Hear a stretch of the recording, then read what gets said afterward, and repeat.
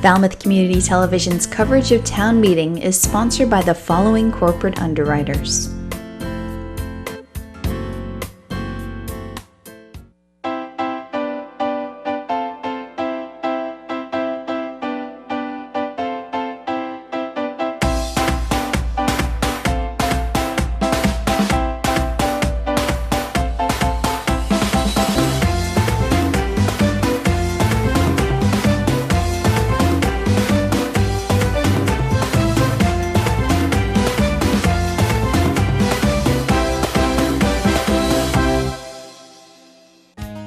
Holiday Inn Falmouth opened year-round for your business and travel needs. We provide a full restaurant and accommodations for banquets, holiday parties, weddings, corporate events, seminars, and more.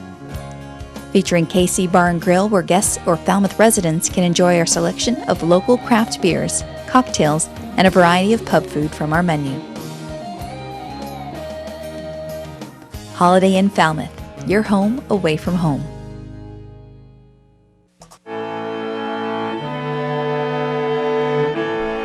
Nestled in a classic New England setting, amid 200-year-old elm trees, and charming colonial homes, stately sea captains' homes, and charming Cape Cod salt boxes, Shoreway Acres is a graceful blend of Cape Cod's past and present. Shoreway Acres, proud sponsor of Falmouth Community Television. Welcome to the Falmouth Chamber of Commerce. The Falmouth Chamber is dedicated to working on behalf of our members to make Falmouth a better place to live, work, and conduct business. We are committed to developing the economic, cultural, educational, and civic interests of our community and welcome the support from all organizations to achieve our combined goals. Whether you call Falmouth home, are a summer resident, or a visitor, we hope you take advantage of all that the Chamber has to offer. Green Harbor Waterfront Lodging is nestled in a woodland setting on a picturesque ocean inlet. Green Harbor offers a family waterfront vacation. Enjoy our private boating beach with dock, rowboats, and paddle boats, oversized heated outdoor pool, and kiddie pool. Relax in our waterfront and beachside accommodations. 548-4747 or gogreenharbor.com. Carlson Printing for all your printing needs. 508-548-7303 or toll free at 1-800-696-7303. Our email address is carlsonprinting@aol.com. Carlson Printing for all your printing needs. Hosting services for fctv.org are provided by MegaNet Communications. MegaNet offers a wide array of internet services, including Mega Backup Cloud Service, server co-location, T1, fiber, Metro Ethernet, as well as telephone services such as hosted PBX and digital voice. Their number one goal is to keep your communications network up and running and allow you to focus on growing your business. 877-634-2638 or meganet.net.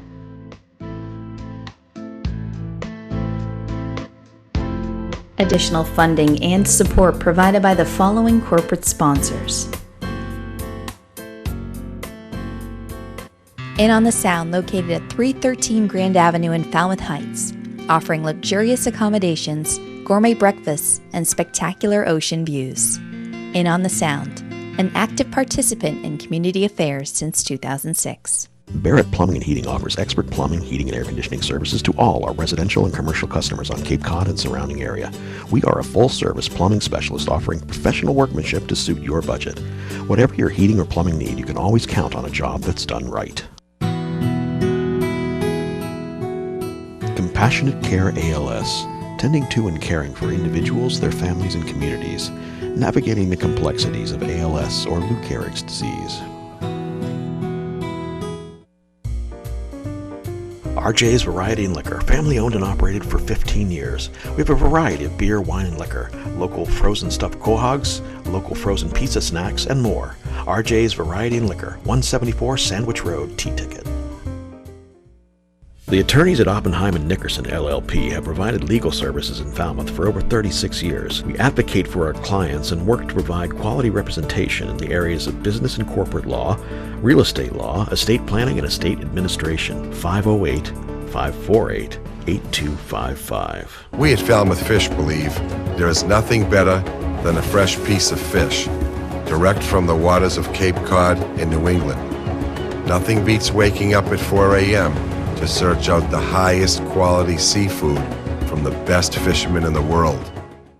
7 Stars Academy, offering martial arts and Tai Chi. Training at 7 Stars Academy can transform your life. It's amazing to see the positive impact it has on our students. Classes for adults and children of all ages. Confidence, not conflict, at 7 Stars Academy of Martial Arts.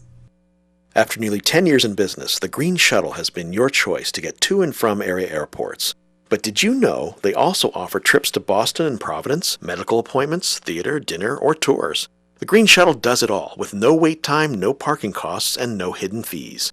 Ride easy with Green Shuttle. Spring has sprung, the grass is riz. I wonder where the flowers is. It's a little poem from my childhood. And from college, I remember the laws of supply and demand.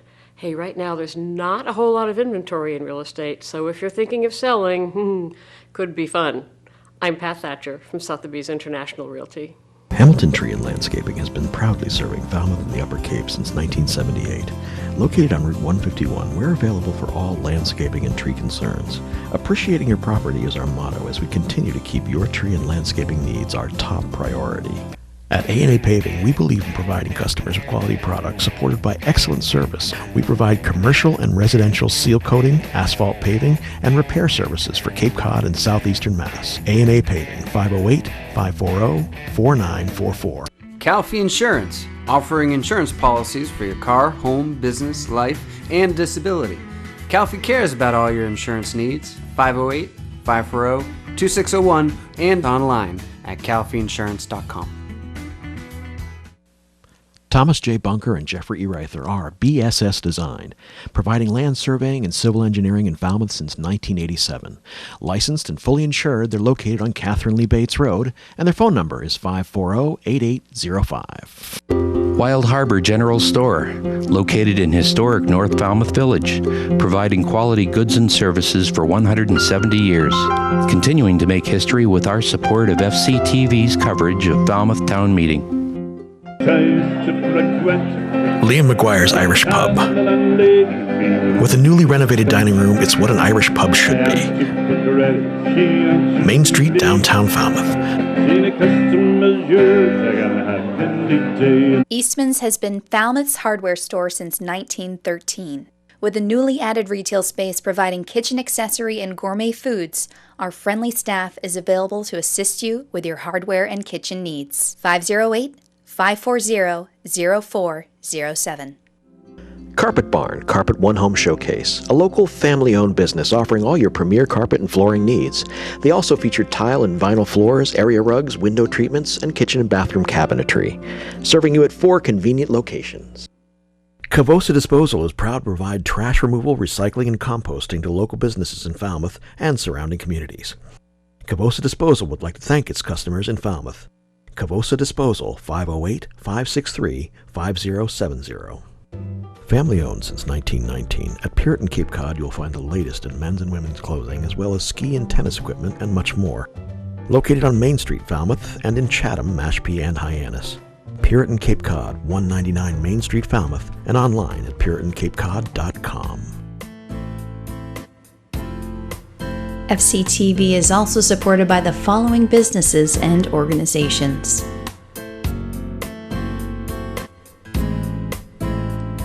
St. Elizabeth Seton Church, 508-563-7770, stelizabethseton.org. Falmouth Flag Day 5K, Sunday, June 11, 2017, falmouthflagday5k.org. Turning Point Dance Studio, 508-444-0278, turningpointdancestudio.org. Soares Flower Garden Nursery, 508-548-5288, soarsflowergardennursery.com. Realtor Annie Hart Cool, 508-868-0664, anniehartcool.com. M. Duffany Builders, 508-540-3625.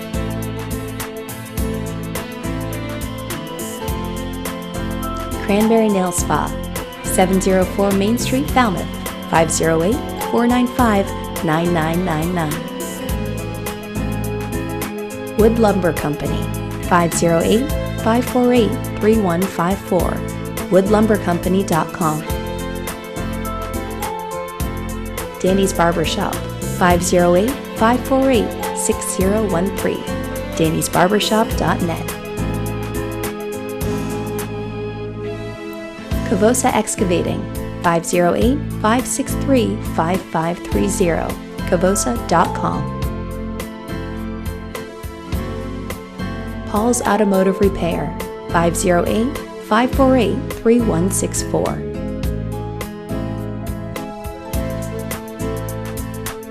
David Rogers Electric, 508-564-7507.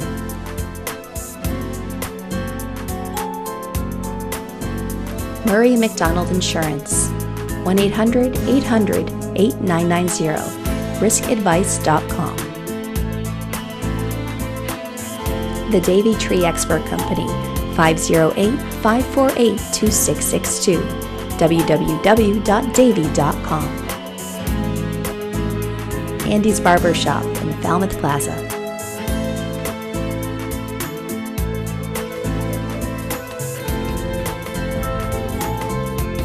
Chapman Cole and Gleason, 508-540-4172.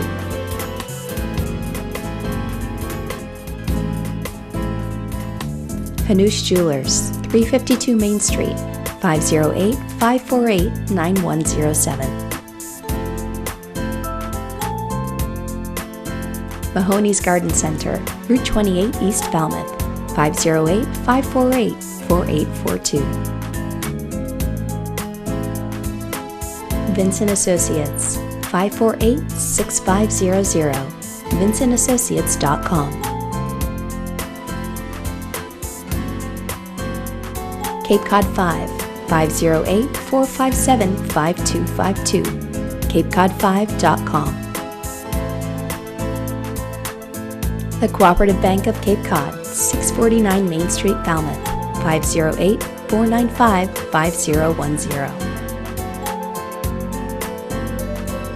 Falmouth Chimney Sweep, 508-540-0458, falmouthchimneysweep.com.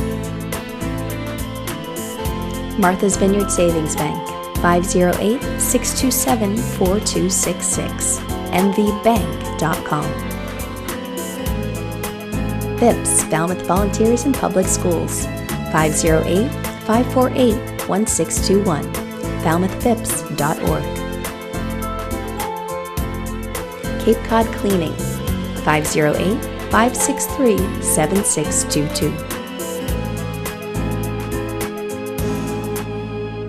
Steve's Pizzeria and More, 508-457-9454, stevespizzeria.andmore.com. Shaw's, Roach Brothers, Stop and Shop, and Walmart.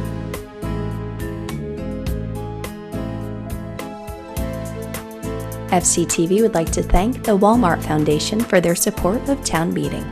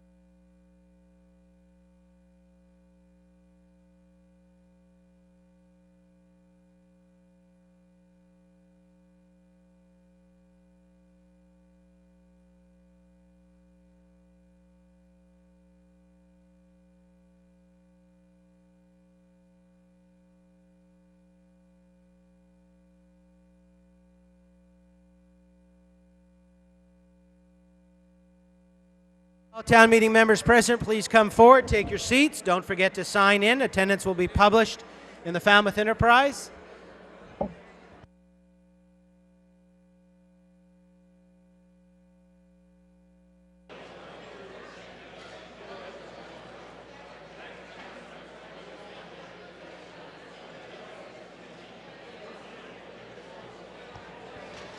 Okay, all town meeting members present, please come forward, take your seats. We're going to need to establish a quorum to return to the annual town meeting.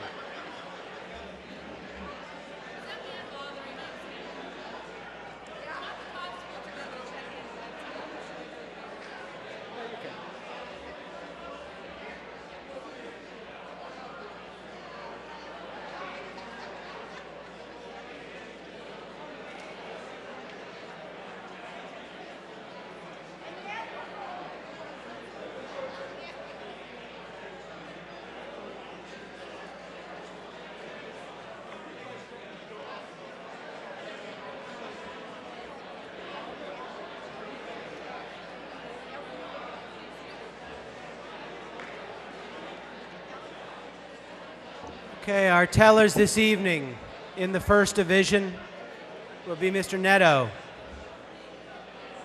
In the second division will be Ms. Cuney. And in the third division will be Ms. Schneider. All town meeting members present, please rise for the establishment of the quorum and the tellers to return account.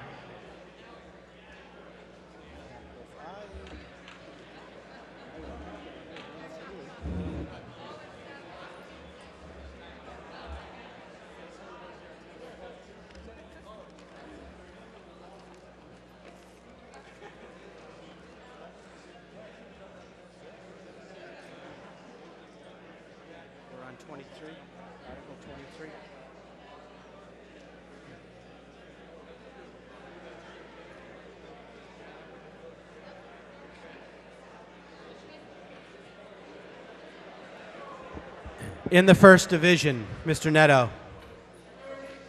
33. In the third division, Ms. Schneider. 53.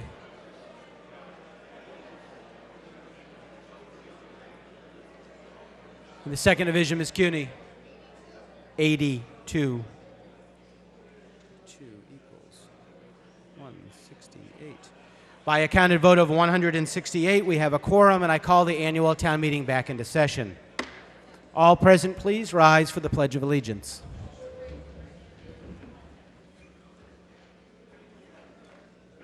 I pledge allegiance to the flag of the United States of America and to the republic for which it stands, one nation, under God, indivisible, with liberty and justice for all.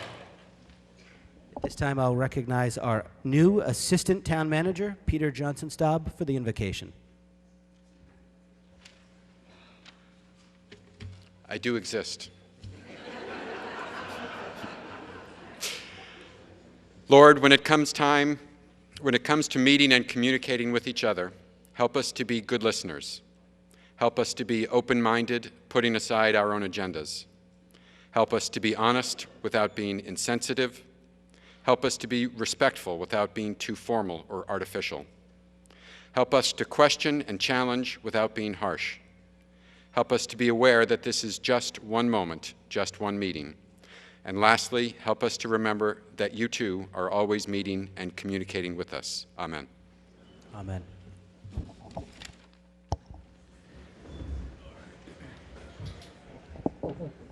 So we just received some good news this afternoon as I was driving down Thomas Landers Road this morning on the way to the State House for a formal session.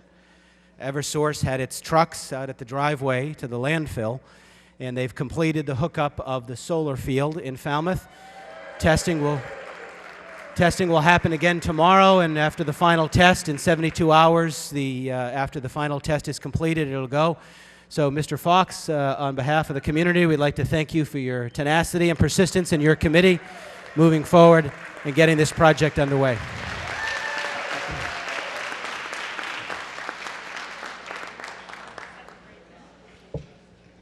So I got elected to my first position as a student representative to the Falmouth School Committee back in 1991.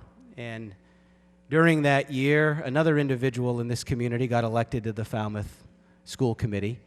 And unlike myself, who has come and gone in various positions, she has served continuously for the last 26 years as a member of that committee and for many years as its chairman. And tonight we'd like to thank and to recognize, as her last town meeting as a town meeting member Susan Augusta. Susan, thank you so much for your mentorship when I was on the school committee and your time, 26 years with the Falmouth School Committee.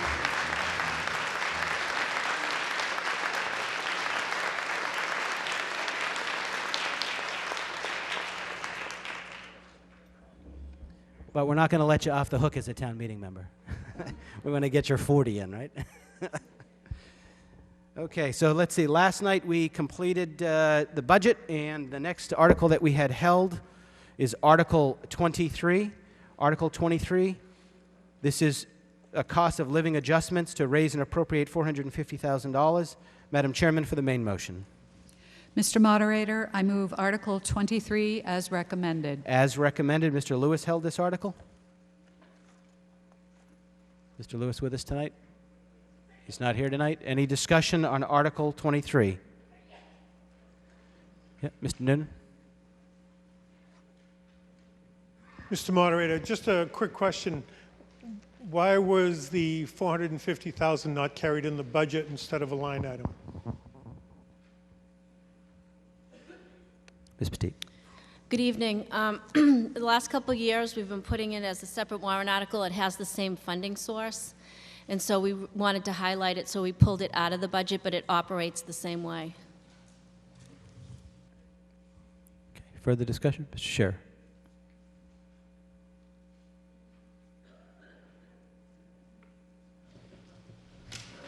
Dan Scherer with Precinct 6. I'm just curious as to how you decide when a cost of living should be. I mean, right now there isn't, we supposedly aren't having a raise in the cost of living. So, or is this just an automatic thing that goes every year no matter what?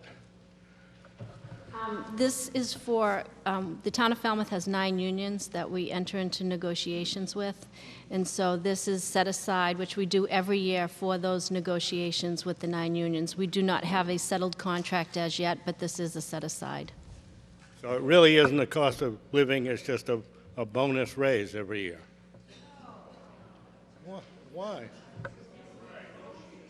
It's set aside subject to the contract negotiation for the cost of living adjustment. Further discussion on Article 23. Hearing none, the question will come on the main motion as recommended. All those in favor signify by saying aye. Aye. All those opposed, no. The ayes have it. Unanimous. Article 25. Madam Chairman, for the main motion. Mr. Moderator, I move Article 25 as recommended. As recommended, this is vote to supplement each prior vote of the town that authorizes the borrowing of money to pay costs of capital projects, to provide that in accordance with Chapter 44, Section 20 of the general laws, the premium received by the town upon the sale of any bonds or notes thereof, unless any such premium applied to the payment of the cost of issuance of such bond or notes, may be applied to pay project costs, and the amount authorized to be borrowed for each such project shall be reduced by the amount of any such premium so applied. Ms. Schneider? Or Mr. Schneider? Yeah. Oh, no, let's do it with the microphone, please. I'm sorry, I only held this because at the Precinct 4-7 meeting, we were told that there would actually be on town meeting floor the actual recommendation given. It was not, it was corrected, and they said we would hear it on town meeting floor, so we didn't hear it the other night, so that's why I held it. Okay, Ms. Petit. Yes, I don't know, maybe there was some confusion. This article was written by our bond counsel and financial advisor. There was never an intention of making a change on town meeting floor. If I spoke at the precinct meeting and gave some indication that this was the article, then it was just a miscommunication on my part. Okay, so the main motion is as printed. Any further discussion on Article 25? Hearing none, the question will come on the main motion. All those in favor signify by saying aye. Aye. All those opposed, no. The ayes have it, unanimous. Article 26, the Finance Committee will make its recommendation on the floor. Recommendation of the Finance Committee that the sum of $9.5 million is appropriated to pay costs of design, permitting, and construction of a new senior center. And to meet this appropriation, the Treasurer, with the approval of the Board of Selectmen, is authorized to borrow said amount under and pursuant to Chapter 44, Section 1, parentheses 7, Section 7, parentheses 1 of the Mass General Laws, or pursuant to any other enabling authority, and to issue bonds or notes of the town therefore. No sums shall be borrowed or expended hereunder unless and until that town shall have voted to exclude the amounts required to repay any borrowing authorized by this vote from the limitations of Chapter 59, Section 21C of the Mass General Laws, also known as Proposition 2.5. Any premium received by the town upon the sale of any bonds or notes approved by this vote, less any such premium applied to the costs of the issuance of such bonds or notes, may be applied to the payment of costs approved by this vote in accordance with the Massachusetts General Laws, Chapter 44, Section 20, thereby reducing the amount authorized to be borrowed to pay such costs by a like amount. Said funds to be expended under the jurisdiction of the town manager. Mr. Moderator, I move the as recommended. Okay, there's the main motion, $9.5 million for the senior center and authorizing borrowing in excess of Proposition 2.5. Our opening presentation, Mr. Vieira.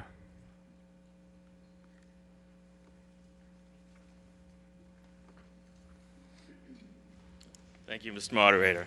Let's see if we can. Hello, I'm Jim Vieira, Precinct 6 and Chairman of your Council on Aging. I hope you all have a copy of the handout because much of what we're going to cover tonight is on the handout. I'm here to speak about two items: the need for a new center and what it is that the Council on Aging does. A little history. In the process of preparing for tonight, I came across a letter from Catlin Architecture to then Director of the Senior Center, John Mignani, dated August 23, 2004. The letter referenced an ongoing senior center feasibility study. That study noted the rapidly aging population in Falmouth. Thank you. And the inadequacy of the existing center. Ultimately, this effort failed due to problems with the site adjacent to the East Falmouth School. Also in 2004, at the April special town meeting, Article 21 voted $190,000 for repairs to the existing building. The explanation states, even though a new building is in the capital plan, these repairs need to be made. So we know that 13 years ago, a new senior center was already in the capital plan. Soon after, another effort was started. This was in cooperation with a pool and a rink group. Again, issues with the site and jurisdiction prevented the project from going forward. The impetus for a new center stalled after that due to an unfavorable economy and the town of Falmouth shifting their capital priorities to water and wastewater. Late in 2012, we started a new effort. We were informed that a new needs assessment was the first step. We were fortunate to have the Friends of the Falmouth Senior Center fund this study in its entirety. From that study, we found that the population trend identified in the old study was proven to be correct. By 2030, seniors will make up nearly half of Falmouth's population.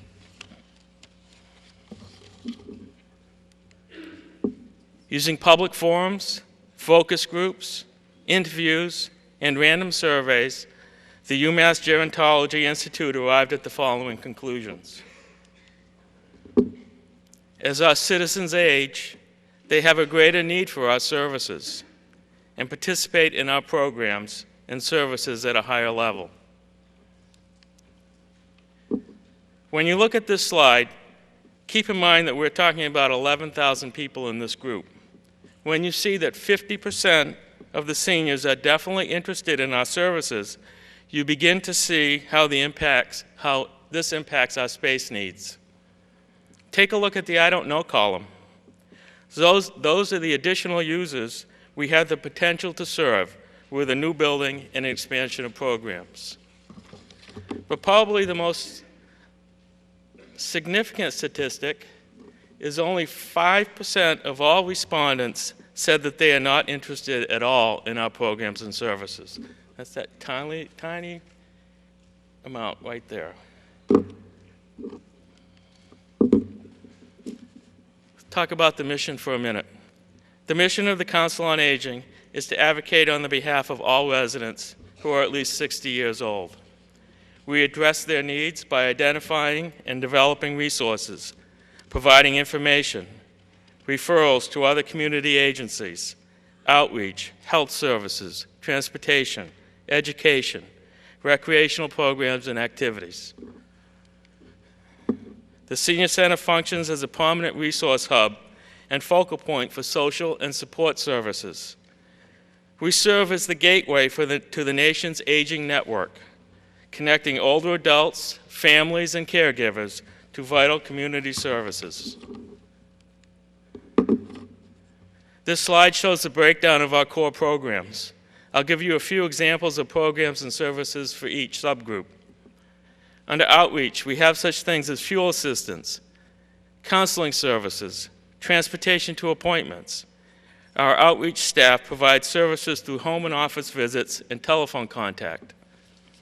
Under support and professional services, we have legal consultation, tax assistance, and our hugely important SHINE insurance counseling program. Health and wellness includes our education programs and workshops, screening sessions for blood pressure and glucose, fitness and exercise programs, and senior safety education. The social and recreational component is what some of you might picture when you think of a typical senior center. While it remains an important part of what we do, it is only a small piece of what a 21st century senior center provides our community. Our bus trips, book clubs, lunch events, bridge groups, and holiday parties all fit under the social and recreational heading. These programs are so important in combating the isolation that so many of our elder citizens face. These programs fall into the other category in this pie chart.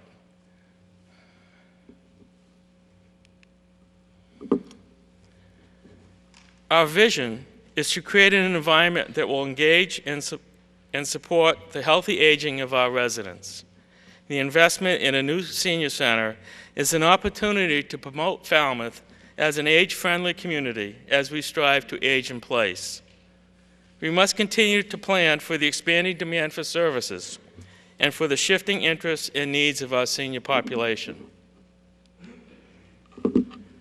Thank you for the opportunity to speak once again on this project. I've been here for, I guess, in front of you for the last 7 or 8 town meetings, and I'm really hoping that we're going to get the support tonight to get this passed.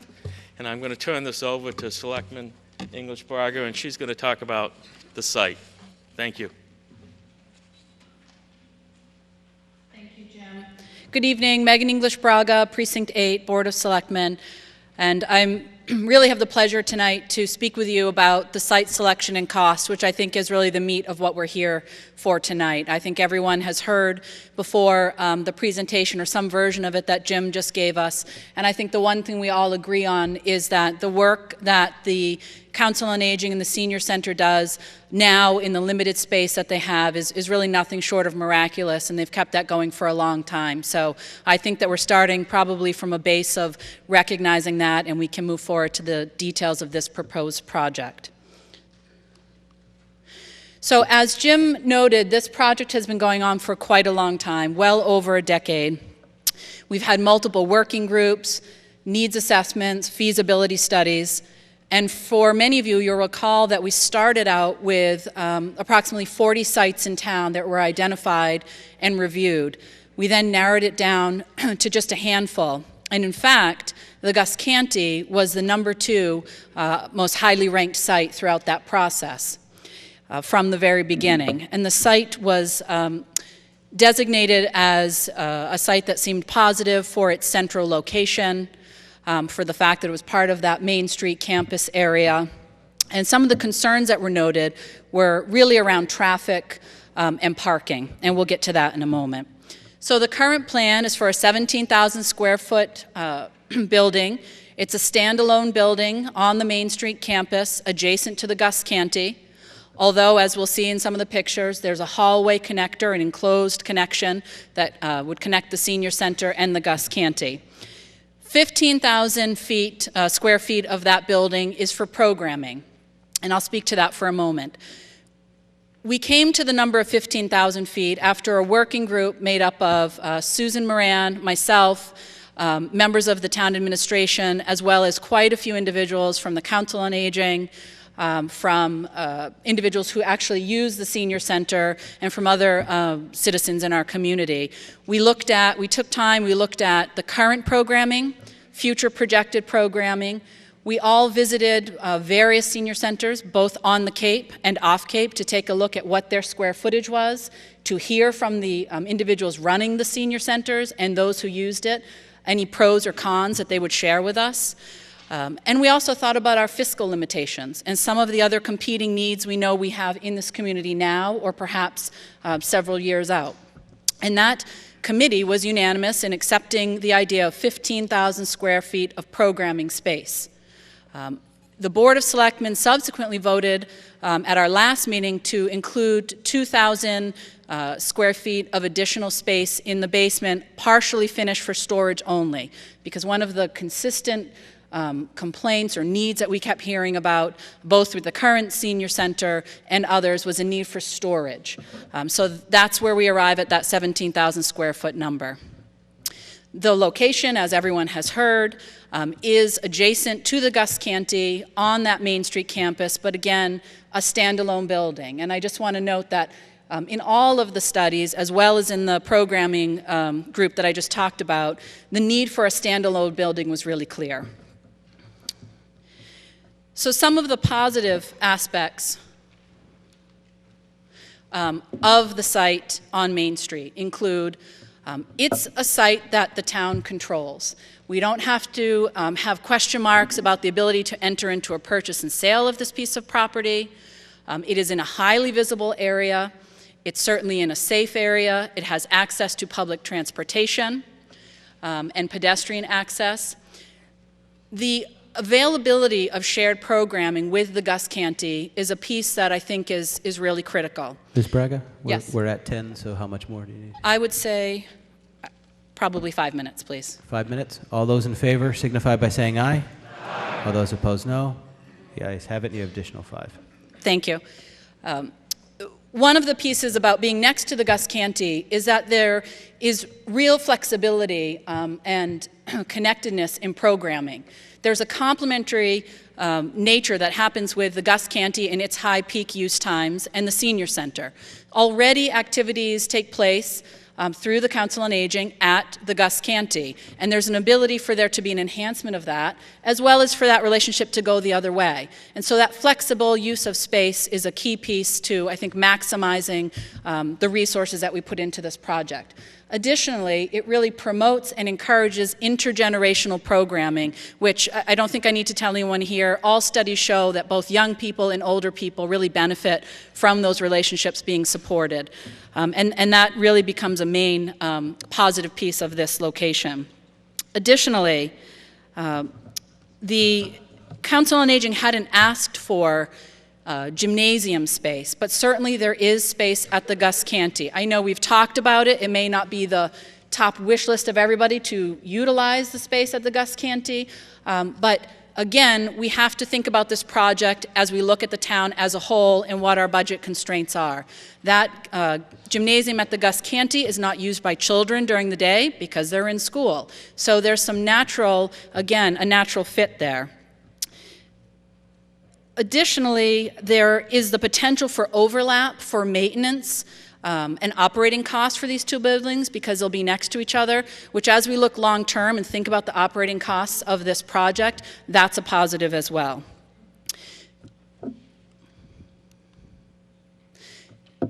Let me touch on the piece that this is a conceptual plan only, not because it hasn't been well thought out or talked about for well over a decade. It's conceptual in terms of the layout of the building because that's as far as we can go because of procurement laws. So again, we've had professionals, and there'll be some discussion of that when Wendy Vogel talks about the numbers with this project. We've had a professional assessment of where this $9.5 million number is coming from. But the actual, what the building will look like inside, how it will be broken down, hasn't happened yet because we have to go through procurement.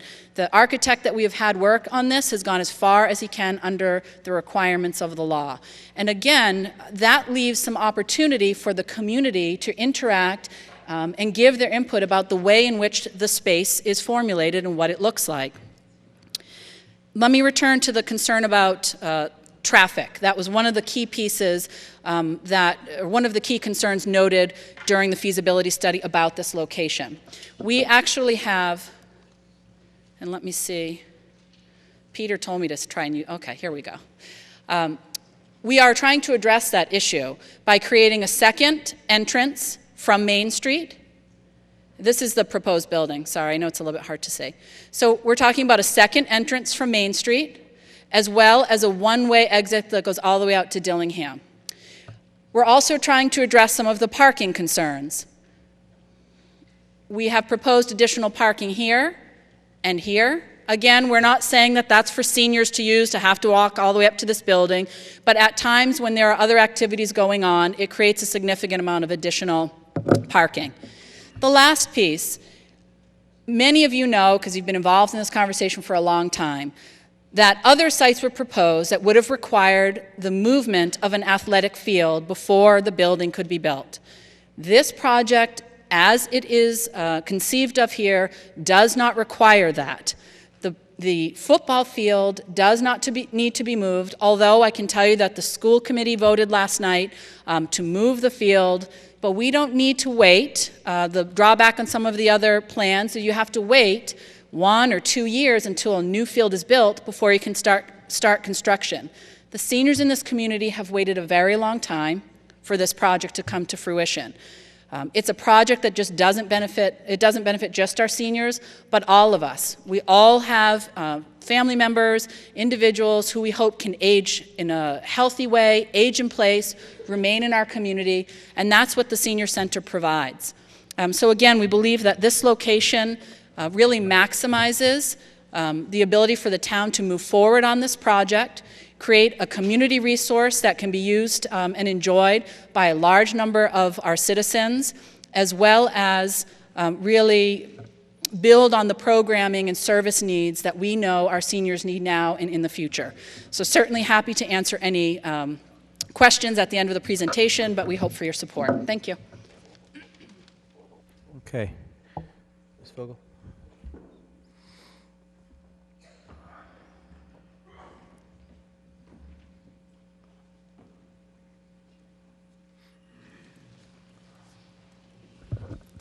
Good evening. Wendy Vogel, Precinct 4 and Finance Committee Chair. I'm proud to stand before you tonight with a cost estimate for the new senior center. I have been on the site selection committees for over 3 years. It's been a long and very, very thorough process. This is a smart, consensus location that will give our deserving seniors the facility that they need. We took the estimate that was provided by the architect in the Finance Committee, and the subcommittee, which was made up of John Scanlon and Keith Schwagel, spent a lot of time looking at the numbers. So I'm going to show you the slide with the numbers. So the hard costs, this is an architect that has built a number of senior centers and has a very good handle on the overall cost of building them. Hard costs of $6.9 million. The soft costs, which is your architect, project management, and bonding, are $1.2 million. Contingencies for various things within the construction process are 15%, which is another $1.2 million. That brings the total design and construction cost to $9.3. But when my subcommittee reviewed the numbers and they wanted to put the additional $400,000 of contingency on this project so that it would have the funding that it needed to go forward and be completed without having to come back and ask for more money. They felt pretty strongly about this because while we're not in a time of significant inflation, construction costs are rising right now more than perhaps the rest of inflation. So we added the contingency of $400,000 to make sure that we would have enough to do the job and do it right. There is a balance of funds previously approved of $250,000, and that brings the funds requested total to $9.5 million.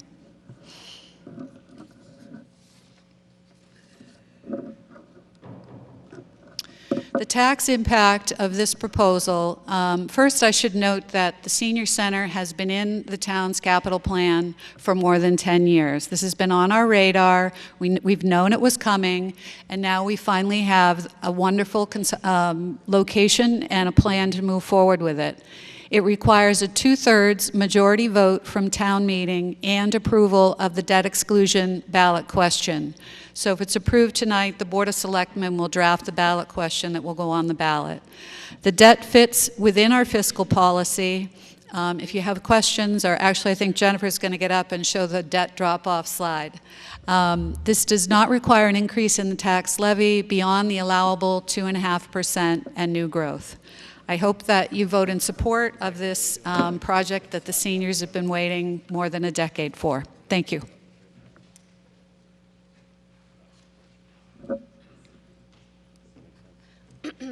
If you recall, I showed this slide last night when I was presenting the budget. I don't think I have a. Do we have, no, I do. Okay. If you look at, it's the third bullet down. It's like the pink right there.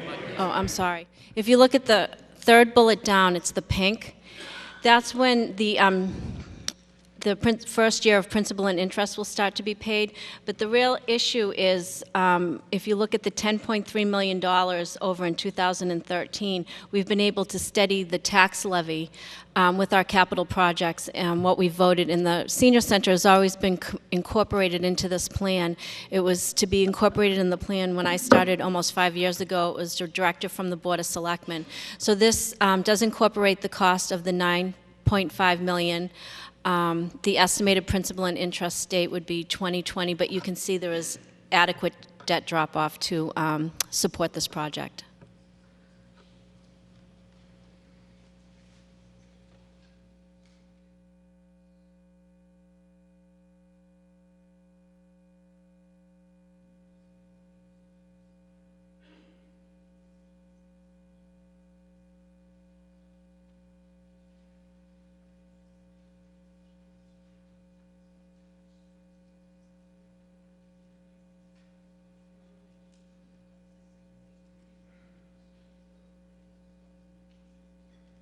I just want a clarification. Can we go back one slide, please? The last bullet point. Can we go back one more? No, the one that you were just at. No, in the middle of those two. There you go, right there. Okay, where it says Thanks. does not require an increase in the tax levy beyond the allowable 2.5% new growth. What that is stating is that because we fit the debt in our debt drop-off, that window of opportunity, it steadies the levy, so it will not increase the tax levy beyond the allowable 2.5% that we use. We always it's proposed to increase the tax levy every year with the 2.5 through Proposition 2.5, but because we use our debt drop-off, it is incorporated into that. So it is excluded debt, it is a ballot question, but it fits nicely in our debt drop-off so we don't artificially increase the levy. So that's the old window of opportunity that Mr. Boyer used to talk about. The window's opened, so this, but you are authorizing a Proposition 2.5 exclusion, and then it goes to the ballot for the vote. Okay, discussion on Article 26. Mr. Stetcher?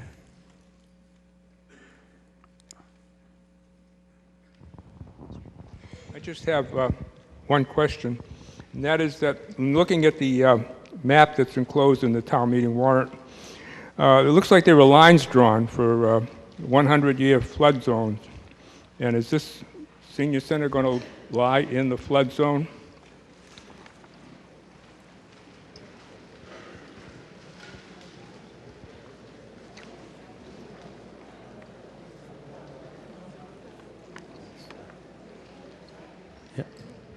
Mr. Pedersen? The architect that did the conceptual layout and actually included the basement shows the elevation of the basement floor at 17 feet above mean sea level, which is well above base flood elevation by at least 5 feet, and it may actually be 7 feet.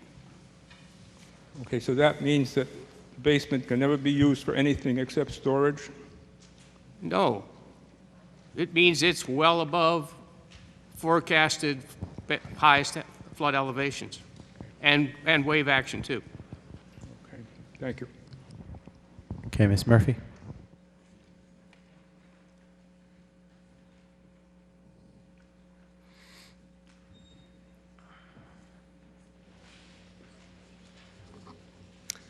Thank you, Mr. Moderator.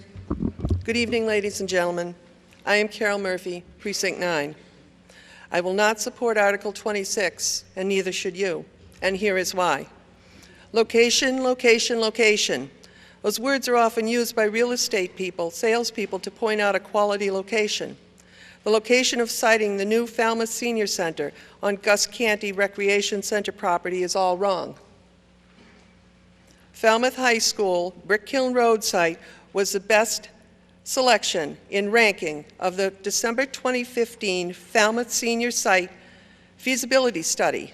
Yet, the Falmouth Board of Selectmen went against those findings and determined to place a new senior center on a tiny plot at the Gus Canty Center with the lowest ranking, where a playground now exists.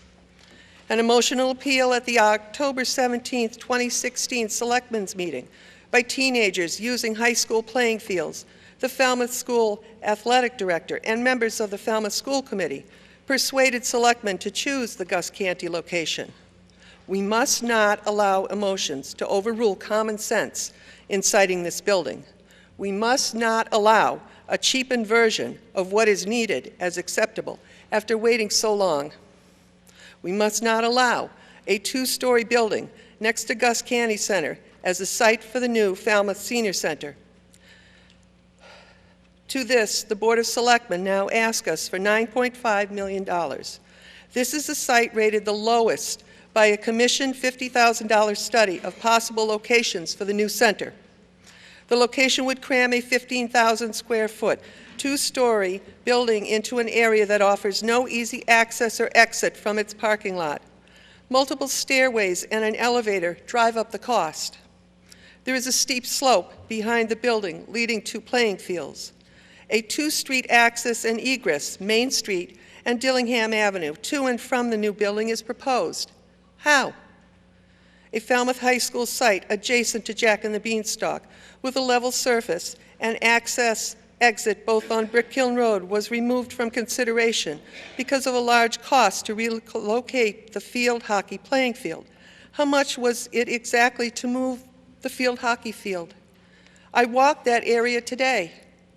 In the study, it is the option 1B, pages 38 and 39.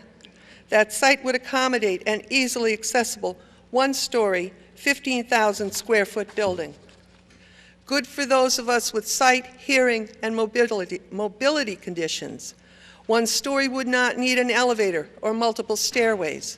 We seniors deserve better. Tonight, it's all about the money, folks. If you give them the money and Article 26 is passed, any reconsideration of a different, accessible location with the desired components in a new senior center is lost. At present, no plan exists. Diagrams of a one-story and two-story building are presented on pages 55 and 56 of the December 2015 Falmouth Senior Center Site Feasibility Study. In the back of tonight's warrant booklet, a small yellow outline of the building footprint is shown at the Gus Canty Center playground. I cannot possibly imagine a senior citizen-friendly building with an elevator and multiple stairways at 2 stories being placed there. The feasibility study also includes numerous offices for a staff of 20. Selectmen want $9.5 million to be put up first by passage of Article 26. What bank loans money to anyone without a demonstrable plan? Yes, many people have been waiting for years for a new senior center. Let's do it right, with a clear plan at a good location. A good example of this is the Mashpee Senior Center, 1 story and very inviting. Let's not rush to get it over with and done with at the least possible cost. We will end up with a user-unfriendly, poorly accessible space for senior citizens. Ms. Bishop, Mr. Vieira, thank you for the many hours you have spent on this project, but we need a better site and a complete plan for the new senior center. Mr. Chairman and Board of Selectmen, go back and work with the Falmouth High School on option 1B from your study. Then come back to town meeting in November with a better location and a clear, demonstrable plan. Please do not give them the money. Okay, Ms. Swain.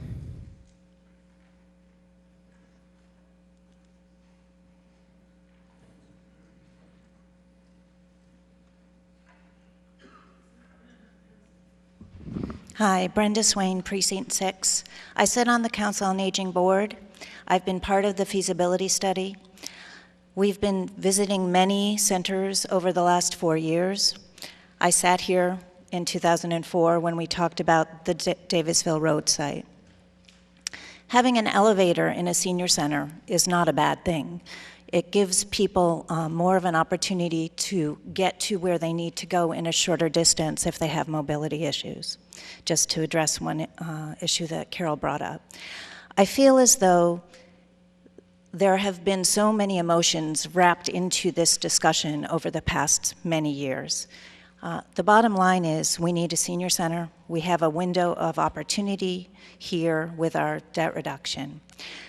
We certainly can continue to deal with the emotions that everybody feels around this, take it back to the drawing board and try it again. But the people who are going to make this work, the wonderful visionary senior center director that we have and the committee that works with her, are ready to take whatever site we have and make it work for the seniors. And we are accepting and willing, all of us, at the Council on Aging and on those feasibility committees that worked on this for so long, to accept this location. Please vote this positively. Okay, in the center. Yep. Thank you. Jim Callahan, Precinct 5. I have a couple of quick questions only. We get lots of, you pick up the Enterprise and you get questions in there, comments about, I was hoping we were going to get a presentation from the YMCA or possibly the Aquatic Center and other groups in town. I mean, everyone is very interested in helping and making the town better. And I guess my question is, do these groups, maybe like a papal election, be forced into a room and to come up with something that they all agree on? Does the Council of Aging and the Senior Center people, do they talk to the YMCA? Do they talk to the Aquatic Center? I mean, $9.5 million for those of us who are fiscally responsible for the town is a lot of money, where maybe you put a lot of money into a YMCA or something, and that would literally be something that all the people in this town, including our kids, that we need a pool in this town, for example. That's a comment. Another question is, was there ever a thought of just increasing the size of the Center Dillingham? I don't know. I've only been in there once. But is there a second floor, or are they going to turn that into the parking lot for the Senior Center Gus Canty? I just question some of the decisions. It doesn't seem quite as clear to me as it should. Thank you. Okay, who wants to address the? Yeah. Mr. Moderator? Oh, Mr. Moderator, I'll take a shot at a couple of those questions, and perhaps Jill Bishop can follow up. First, on the question, was there consideration of expanding the Gus Canty Center? That was looked at as an option in the feasibility study and was rejected for reasons of the current conditions and the cost to accomplish that. Your other question related to the YMCA, and I think I would start to address that by saying the mission of the YMCA and the Council on Aging and the Senior Center are really very different. There could be a pickleball court need met by the YMCA, but as you have heard, that is not a core function of the Senior Center. Meeting competitive sport requirements of a group of 100 people is not a core need of the Senior Center. So we can certainly have dialogue with the YMCA folks. I think it's it would be wonderful if we had a YMCA and a Senior Center, but they don't do all of the outreach and the professional services and the referral and the non-exercise oriented social and art sort of activities that go to the core of what the Senior Center provides. Ms. Moran. And while Jill's coming up, the other thing I wanted to mention, when Megan and I ran the programming committee, we did look at pulling programs together, consolidating efforts, thinking, there may be a cost benefit that might be positive. And in addition to the programming and needs part, not really supporting that, we also looked at other projects that had tried to include a community pool with senior centers, and they had failed. It was too expensive in addition to being not compatible. So we did look at it seriously, and we did not recommend it. Ms. Bishop. Jill Irving Bishop, the Senior Center Director. Peter, great comments, well said. We did have many conversations with the YMCA and with the pool groups, both pool groups, and I've had dialogue with them over the past 5 years. We are in full agreement of wanting a pool in this town, and a YMCA would be fabulous. If you look at the pie chart on the handout, you will notice that more than 50% of what we do are support service and outreach and advocacy. So our intention, like a lot of other organizations within our community, we build partnerships, such as with Atria for swimming, or with the service center, with the food pantry. And we do those things, and we would do them as well with a pool group or a YMCA. But we need to focus on the senior center and the core mission of what we do. Thank you. Okay, Mr. Murphy, Kevin Murphy. Yeah, he's on the list. Much too many Murphys in this town these days. I know, I got to start putting first names on the list here. Not a priority. Mr. Moderator and town meeting members, some 14 years ago when I entered my first term as a selectman, one of the first things that was evident was the need for some place for our aging population to have and to grow in, and that was a senior center. Over that period of time, while I served for 9 years, we extensively looked into the expense of some $50,000, studied whether a pool could work and could have a payout. We tried an ice arena and a pool together. We know how successful Falmouth Ice Arena is. They didn't work together because a pool is a drain on a budget. It sounds great, but it's a drain on a budget. If the Falmouth YMCA or the aquatics group wants to do a pool, I'm sure we'll all support it.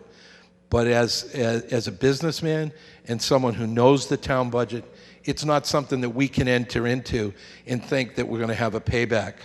It would be a drain on the system. Now, focusing on this particular center, it's not going to be everybody's prime location. But I want to address one major issue, is the fact that some 14 years ago, the seniors were on the list. They took a step back because we needed a school. They took another step back because we needed to put more money into a school. A community is judged on how they treat their young and how they treat their aging population. We have spent hundreds of millions of dollars in infrastructure for our young in this community.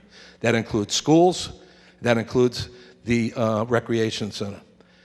We are asking, and they are asking, for $9.5 million for our aging population.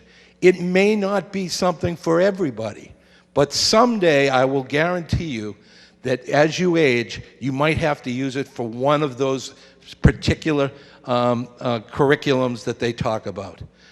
Folks, I will tell you that we've studied this on and off. It is the seniors' time. It is in the capital plan. They have taken a back seat more than once over these 14 years. You know why? Because they've given to make this town a great town. It is now time for us to give them a location. It is now time for us to build a facility for them. Thank you, and I hope you vote this and move on. Mr. Crocker.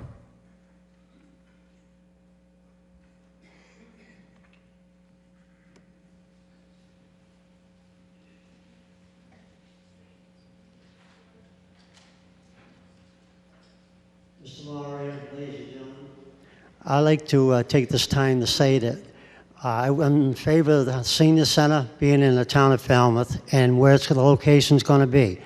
The purpose of the location I like is, and I'm a senior now, as you know, is that the location's ideal for the safety of the seniors.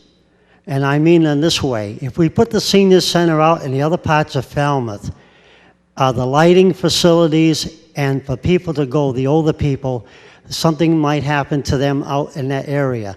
Where they're close in town, next to where the police station and the fire apparatus is, that the seniors can have response time to be taken to the hospital.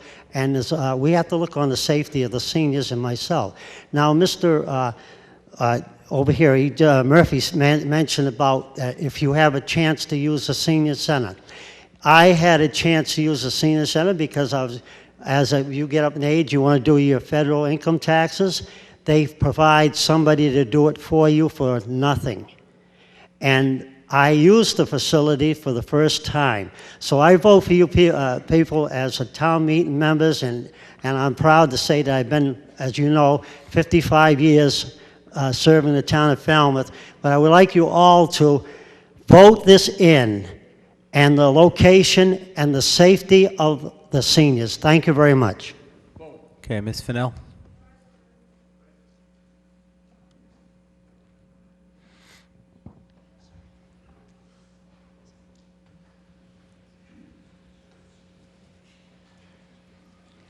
Margot Fennell, Precinct 8.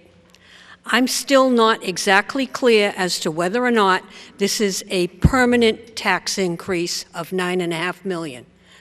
Can somebody clarify? The increase would be for the term of the borrowing, and then once you pay it off, it goes back down. So this is not an override?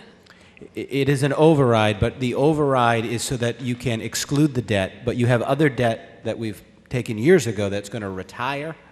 So we're going to fill the actual payment amount with that window of opportunity, and over the course of the debt service on this project, it'll go down, and then there'll be a new window of opportunity in, I don't know, 20 years? What are you going to bond, 20 years? So our taxes could lower when this is paid off? They could if town meeting stops voting other projects. So theoretically, they could. Okay. And the other question I have is, in the feasibility study for the sites, the Gus Canty Center was rejected in the very beginning in the executive summary of that study, the December 2015 study. Why has it been brought back in for consideration when it was rejected? Ms. Braga? If you take a look at when they weighted the different sites, Gus Canty, again, it was highly rated. They noted problems, again, with some parking, some concerns about whether or not there was room for green space for outdoor activities, as well as traffic flow.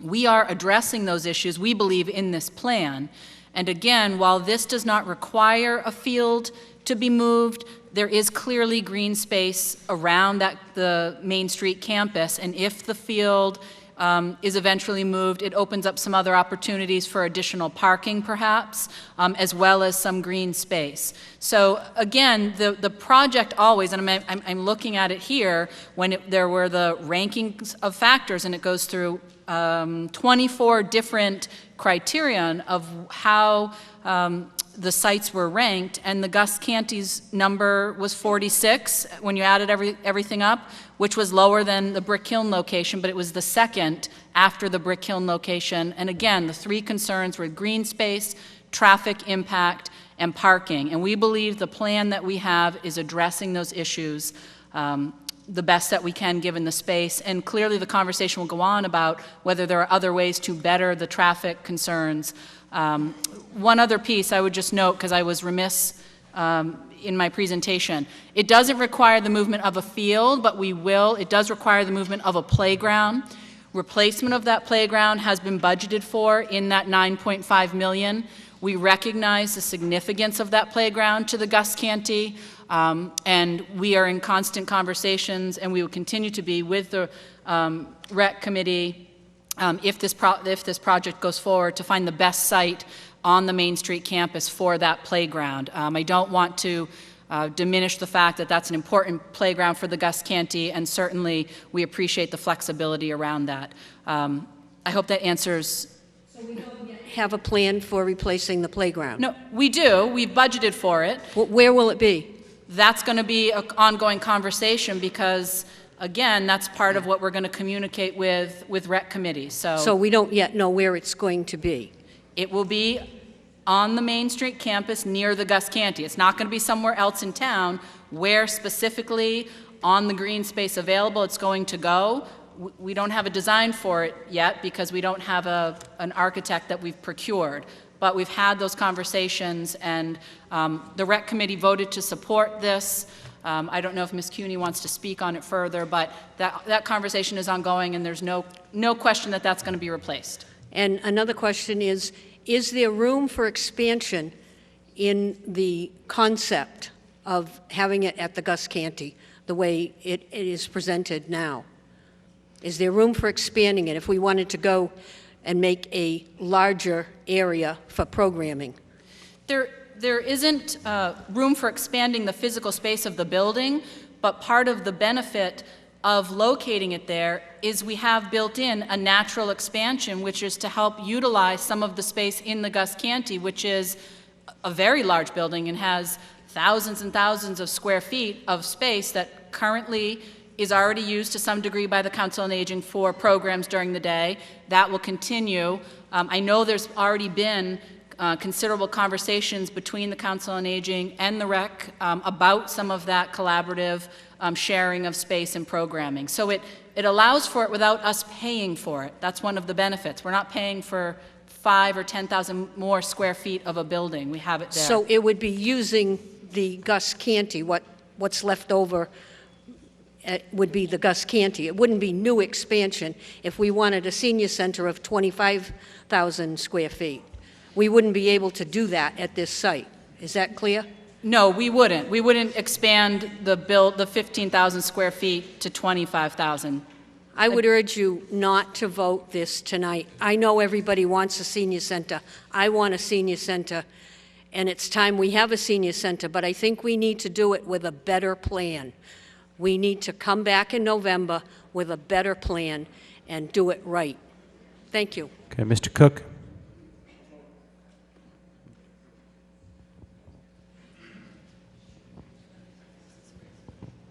Peter Cook, Precinct 6. I have a question which I haven't seen in the plan, and maybe I know that I work at the library, so I saw you come through for many a discussion. But my question is that obviously the traffic is a big concern to me. If anybody here has ever gone in and out of the Gus Canty Center, you have to deal with 28 Scranton Avenue, traffic in and out of 7-Eleven, the police station, all that there. I would think that in this plan you would have to have a traffic light put into the plan and also a traffic feasibility study, because if you build it, they will certainly come if you build a really attractive senior center. I think we need to have that as part of the plan before we can vote on something that's $9.5 million. Any building project in town, whether it's a private developer or a town project, needs to have that study so we know the impact of such a project in that area. Okay, the other Mr. Murphy.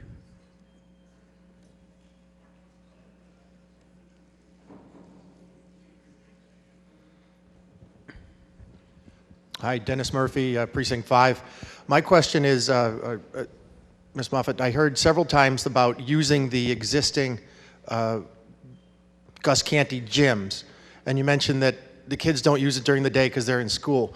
Kids are in school less than half the year. They're in school 180 days out of 365. Those other 185 days, who's going to get it during the day? My concern is because we're already, I know you're going to relocate that playground, the kids are already going to have to go further away from Gus Canty, which is tough on the parents who are there watching their kids if they can't keep an eye on a kid that's playing a game and keep an eye on a younger kid that's playing. But now these events that are happening during the day for the seniors, for those other 185 days a year that the kids aren't in school, are the kids going to get bumped out because of that? My other concern is, of course, the parking. My office is one building away there. I don't want it to become parking for a senior center. It's already become parking for Eastern Bank, and it is parking for Gus Canty as well. So I just don't know that there's been enough, and I happen to agree with Peter Cook that there should be a feasibility study on that traffic. I spent about a decade on the zoning board. Every single project anywhere near a traffic site had a feasibility study. This should certainly have one too. Thank you. Okay, Ms. Cuny. If I could just speak to the Ms. Braga. traffic piece just for one moment. Certainly, if the school committee's plan to move the field takes place, or when it takes place, that gives us some opportunity to perhaps have a two-way entrance from Dillingham Avenue, additional parking. There, again, we don't want to promise anything that isn't part of the concept now. But if that field is ultimately moved, it does, we believe, address some of those concerns that you've raised. Ms. Cuny. Sandra Cuny, Precinct 2, Chairman of the Falmouth Recreation Committee. The committee has met numerous times and discussed this. I've met with town manager, Council of Aging. We are unanimously in favor of this site. We think it's a wonderful site. I think where it's going to go, being attached to the building, is going to be beneficial to everyone. The only concern of the Recreation Committee is the statement that says it does not require the moving of an athletic field. Because the Recreation Committee, when we voted last year to unanimously support this, it was with the understanding that the football program would move to the high school. Now, I do understand that there's been a vote that was taken, but it really hasn't been made public, and I didn't know if Nancy Taylor or somebody was here that could speak on that, so that I could, then I'll continue. I mean, it was mentioned in the presentation that the vote had been taken by the school committee. Yeah, Mr. Crotty, Ms. Augusta's here. Ms. Augusta? Or anybody? You got 9 of you as well. Shove in anybody you want. On Monday evening in our school committee meeting, there was a unanimous vote to move the football program and field to the Falmouth High School site. Okay, thank you.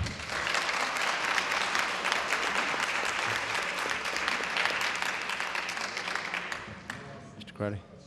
Addressing that, I wanted to clarify an issue that the first speaker raised in support. Mr. Crotty, I've got you on my list for speaking. Huh?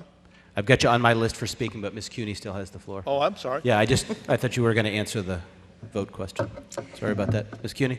Okay, so knowing that is going to move forward, that's a huge piece of the puzzle. And I really think town meeting members and voters need to know that. Because if we support this, we definitely want to support the moving of the program. And if you look at the diagram in the back of your book, and you see where the building is, it's a great location. But what you're looking at also is you see the field, You'll see the curb cut, the road will go down, they'll have some parking in the back. Now, with knowing that the football program is going to be moved, that's going to give the Recreation Department and the committee some input in this final design that we're voting on, the monies that we're voting on tonight. We will be able to better look in the back. Now, where can that playground go? Well, if we know the football program's being moved, maybe it can go right there in front of the bleachers next to the basketball court. These are the things that we're looking at, and you can have a better picture. This is a package. This is an overall wonderful project, and I think it's one that we can all be proud of if we do it right. So keeping that in mind, we do support this project. We hope it'll move forward, but we hope it moves forward with everybody on the same page. Thank you very much. Okay, Ms. Lichtenstein.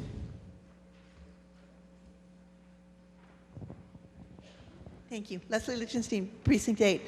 I don't have a dog in this fight, except for being a senior and enjoying the senior center. But I did have a phone call, and somebody wanted me to ask a question. And the question was, they believed that the school administration building, one of the big reasons it was not chosen was because of stairways and an elevator. And now the new building is going to have stairways and an elevator.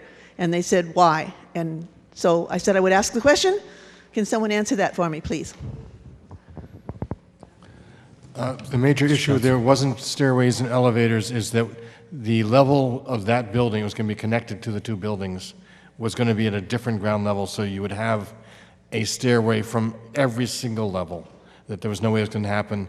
There were many other issues with the administration building that Council on Aging was very adamant against that road even being worse than Main Street, Falmouth. So there were two major issues, but when we looked at trying to connect the two buildings, it was the old building couldn't be built at the exact same level as the new building, and so you were going to have a 3 or 4 step difference between the different levels, and so that's where that stairway could have been a problem. Okay, Mr. Cruddy.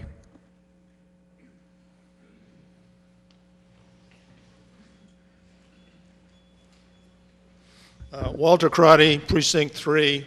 I'm also a member of the Recreation Committee and the School Committee and the subcommittee to relocate the fields out to the high school campus. So I wanted to clarify a point that the first speaker made on the selectmen's decision to not have it sited at the high school. The athletic director and myself went and put together a plot plan for moving the fields from downtown, which in my opinion, I think this is a big town issue and hopefully will come up maybe at the next meeting. This should have been done years ago. I don't know of any public high school that doesn't have their fields on campus, and there are places to put it out there. And if you put another building out there, you wouldn't have the square footage to move the fields. So I think it wasn't just the cost of relocating the field hockey field. I think the selectmen realized that was an important priority and that needed to be done.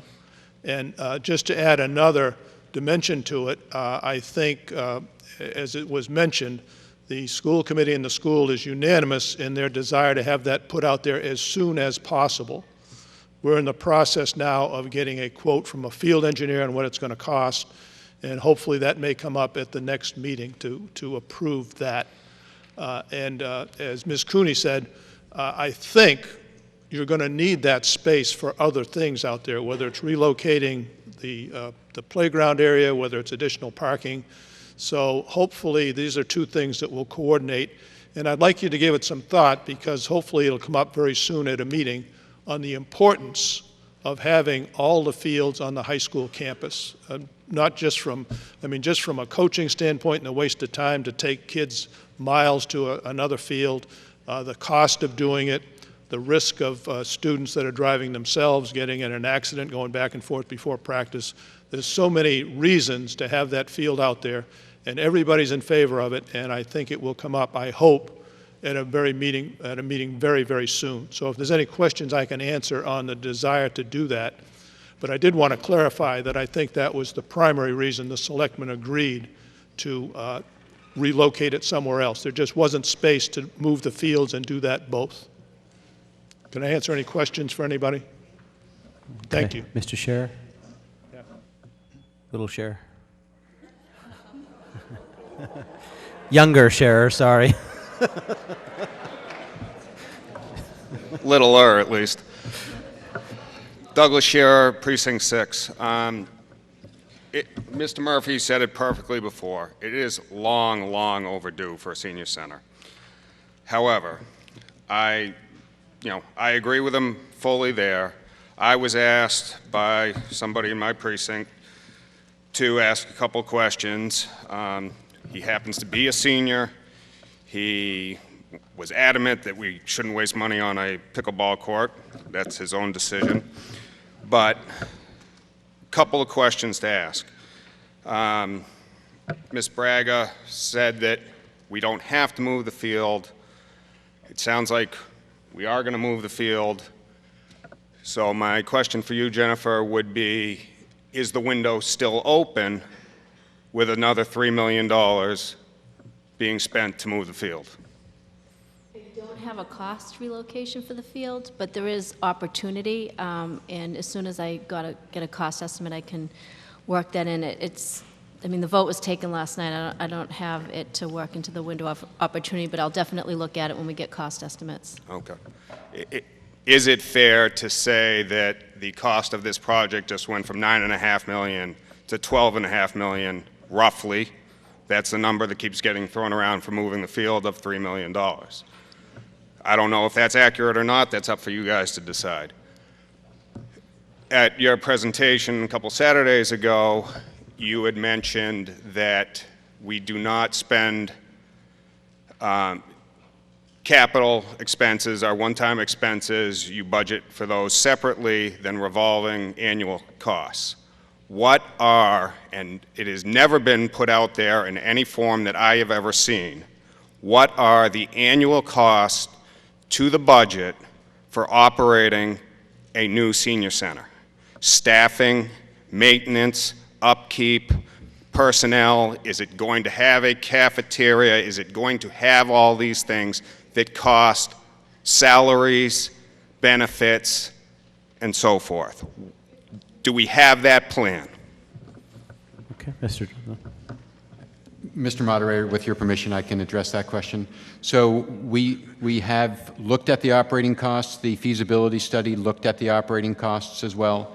The current estimates that we have are conservative, which is to say we believe they are on the high side. On the expenses, the estimate from the architect is $138,000 per year. That is before taking into consideration things like energy efficiency that we would hope to design into this project. That includes some costs that we know we would not have, such as it included an estimated increase in Meals on Wheels, which is just unrelated to the size of the facility. We have that program now, and those costs won't change. So these, my point being, these are very rough initial estimates, but that it has been looked at. On the staffing side, our estimate is in the range of $135,000 for 3 new positions. That includes a program coordinator, a maintenance worker, and additional administrative support. So my quick math is around $250,000 annually, every year, forever, and then some, as we go up 2.5% every year on the budget, and cost of living increases, and so on and so forth. That's correct. Then another question for, not to put Mr. Fox on the spot, but somebody from the planning board. If this was a private project and not a public project, would there be on this site, without moving the football field, anywhere near the number of required parking spots for a project if any private citizen was putting this forward? Haven't done a site plan review on it. I think there's a generally... Mr. Fox, if you could use the microphone, please. We have not been asked to do a site plan review. It's a town property. But I think in general as a town, our opinion of the planning board is many times we're overparked, and if we keep paving our whole town, we'll have parking lots everywhere. I think the share parking lots in the center is a really smart thing to do, and I generally in favor of this plan. Thank you, and sorry to, again to put you on the spot for the... Okay. No, he's got the floor. Hold on. Go ahead. Sorry to put you on the spot. I know you haven't been out there and counted it. I know it was an unfair question to you. However, as somebody that has sat on a planning board in another town, it doesn't even come close. Never mind if there's a football game going on or a Commodores game going on. There are plenty of site issues there. It may be the only spot that we have currently. It may be the spot that we have to do this at, but it is a concern.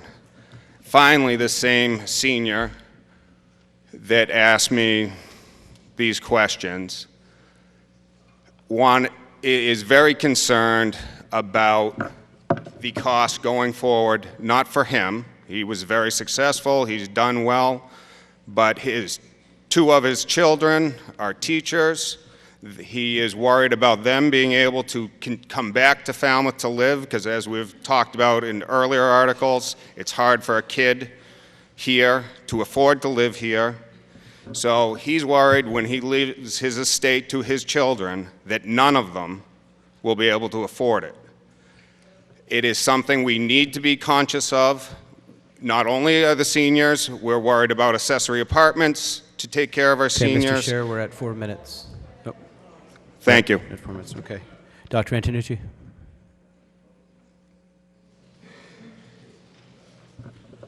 Bob Antonucci, Precinct 6. I strongly support this article, but I do want to raise a few concerns.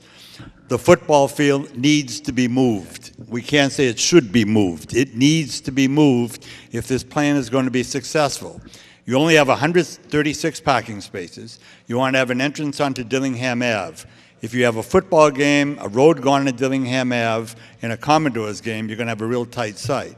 So I'm just urging town meeting tonight to vote for this, but come back in November and support the school committee and vote to move the field, which will probably cost about $4 million, because you're talking lights, you're talking bleachers, but it should be on that site.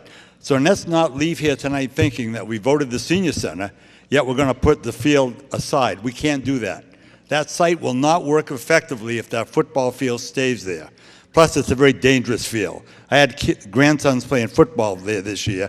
The bleachers are an embarrassment. The field's an embarrassment. Make a great parking lot. We have a walking track for the seniors. So if we leave here tonight committed to the seniors, committed to the high school students, we'll be doing a great service to this town. So vote yes tonight, then leave this meeting and try to convince the rest of the citizens to vote in May. Remember, the field got turned down once before. You know why? We left town meeting, we voted it, and no one talked about it till election day. So we need to be active, we need to be aggressive, and we need to do what's right for the town. So let's do it, let's move on, let's get it done, and let's do it for everybody. Thanks a lot. Have a good night. Okay, Mr. Brown. Mr. Brown.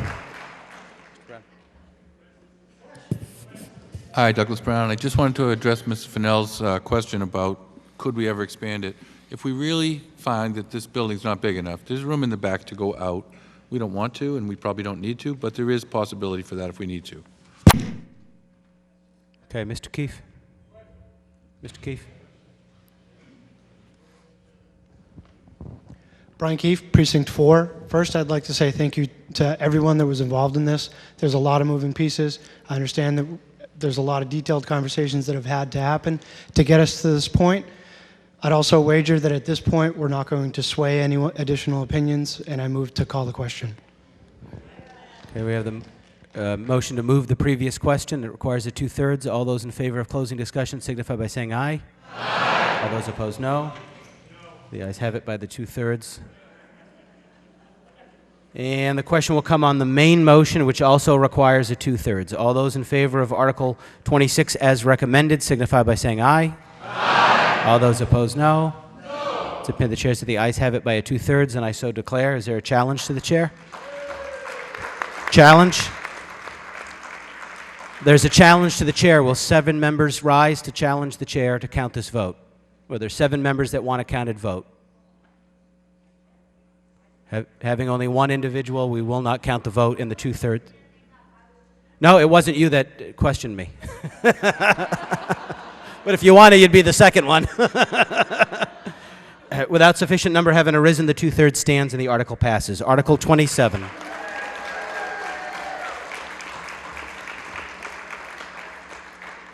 Madam Chairman, for the main motion.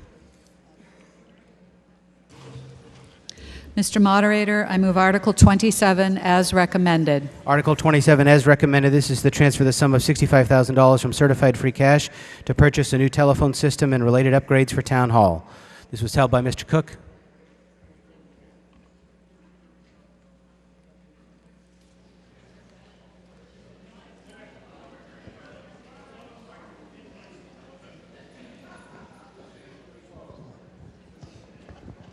Peter Cook, Precinct 6. I just have a simple question. I'm also IT Department Head for the Falmouth Public Library. In the interest of transparency for town meeting, and we're expending $65,000 potentially, I simply want to know the name of the vendor and the company that will be installing the system to fix a voicemail system that's been out for many months at Town Hall. That's my question. Ms. Petit. Yes, this is being procured from the state bid list, and we're looking at the vendor Carousel. Okay, any further discussion on Article 27? Hearing none, the question will come on the main motion as recommended. All those in favor signify by saying aye. Aye. All those opposed, no. The ayes have it, unanimous. Article 28. Madam Chairman, for the main motion. Mr. Moderator, I move Article 28 as recommended. As recommended, this is to vote to transfer the amount of $300,000 from certified free cash for the construction of a new skate park. This was held by Mr. or Ms. Allegro. Okay, Ms. Allegro.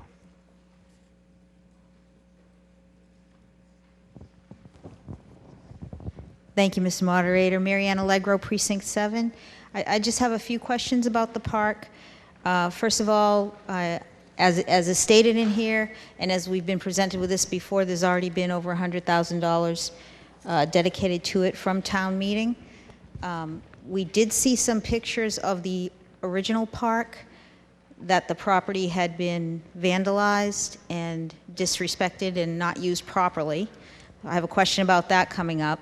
I have a question about what really will be the total cost, because I saw some articles online. It looks like a very elaborate park. It seems to me that the $300,000 more might not be enough. I'd like to know from the committee how much more they would be asking for. And also, I do have two other concerns, speaking with people who have parks in their towns, drugs, actually, or safety. So will there be some kind of monitoring at the park for the safety of our children that would be going there? Thank you. Okay. Who wants to? Ms. Cuny, you want to address that?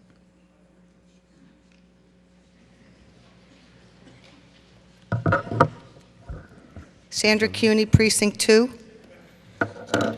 Chairman of the Recreation Committee. Mr. Moderator, could I ask Keith Blyler to come down and set up for a slideshow? Sure. And while he's doing that, I'm going to give a brief history, and hopefully I'll answer some of your questions. And then after we do our presentation, if you have any questions after that, we'll be happy to answer them. Just a little history on a skate park. 1996 was 21 years ago. The very first small skate park was created in collaboration with the Falmouth Recreation Department, the Police Department, the Board of Selectmen, the Falmouth Substance Abuse Commission, DARE, Falmouth Youth Council, and Falmouth Together We Can Incorporated, of which I am the treasurer. And it was built behind the police station next to the Gus Canty, where it was closely monitored. It was fenced in at that time. It was so successful that first year, with over 1,000 children participating, that a larger area was soon recognized as a need. So the Recreation Department looked to developing a portion of land within the Trotting Park Field Recreational Complex. It was in November of 1998, November Town Meeting, Article 37, that Town Meeting appropriated $53,000. And with this appropriation and the financial support from Falmouth Together We Can, the first permanent town-owned skate park facility opened in 1999. And that's the one that exists today. About 10 years later, Dr. Keith Blyler gained unanimous approval and support from the Recreation Department, the Recreation Committee, and the Board of Selectmen to start fundraising for a new improved skate park facility. As president of the Skate Park Association, he's under the umbrella of Falmouth Together We Can, which has allowed him access to fundraise for grants and tax-deductible donations. So at this time, if I may, I'd like to introduce Dr. Blyler for a short presentation on the new proposed park. And like I said, then we'll answer any questions you have. Thank you.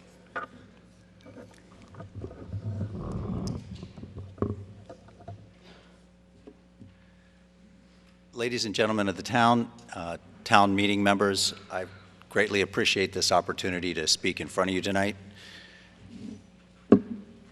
That's not me, that's our architect. I used to really love baseball. In 6th grade, I could put a 60-mile-an-hour fastball anywhere in the strike zone. And I loved pitching. I pitched a bunch of no-hitters and even pitched a couple of perfect games. In 7th grade, I tried out for the junior high baseball team, and that day the field was too wet, so tryouts were held on a downhill asphalt parking lot. The angry metal shop teacher, who doubled up as the baseball coach, stood at the top of that parking lot and cracked these vinyl-covered baseballs down at us. You know, the kind where the second bounce is really a nightmare. I missed all 3 of those ground balls, and my baseball career ended right there on that parking lot. Now, I'm not in favor of every kid getting a trophy, but since then I thought I should be the voice of the kid that didn't make the team.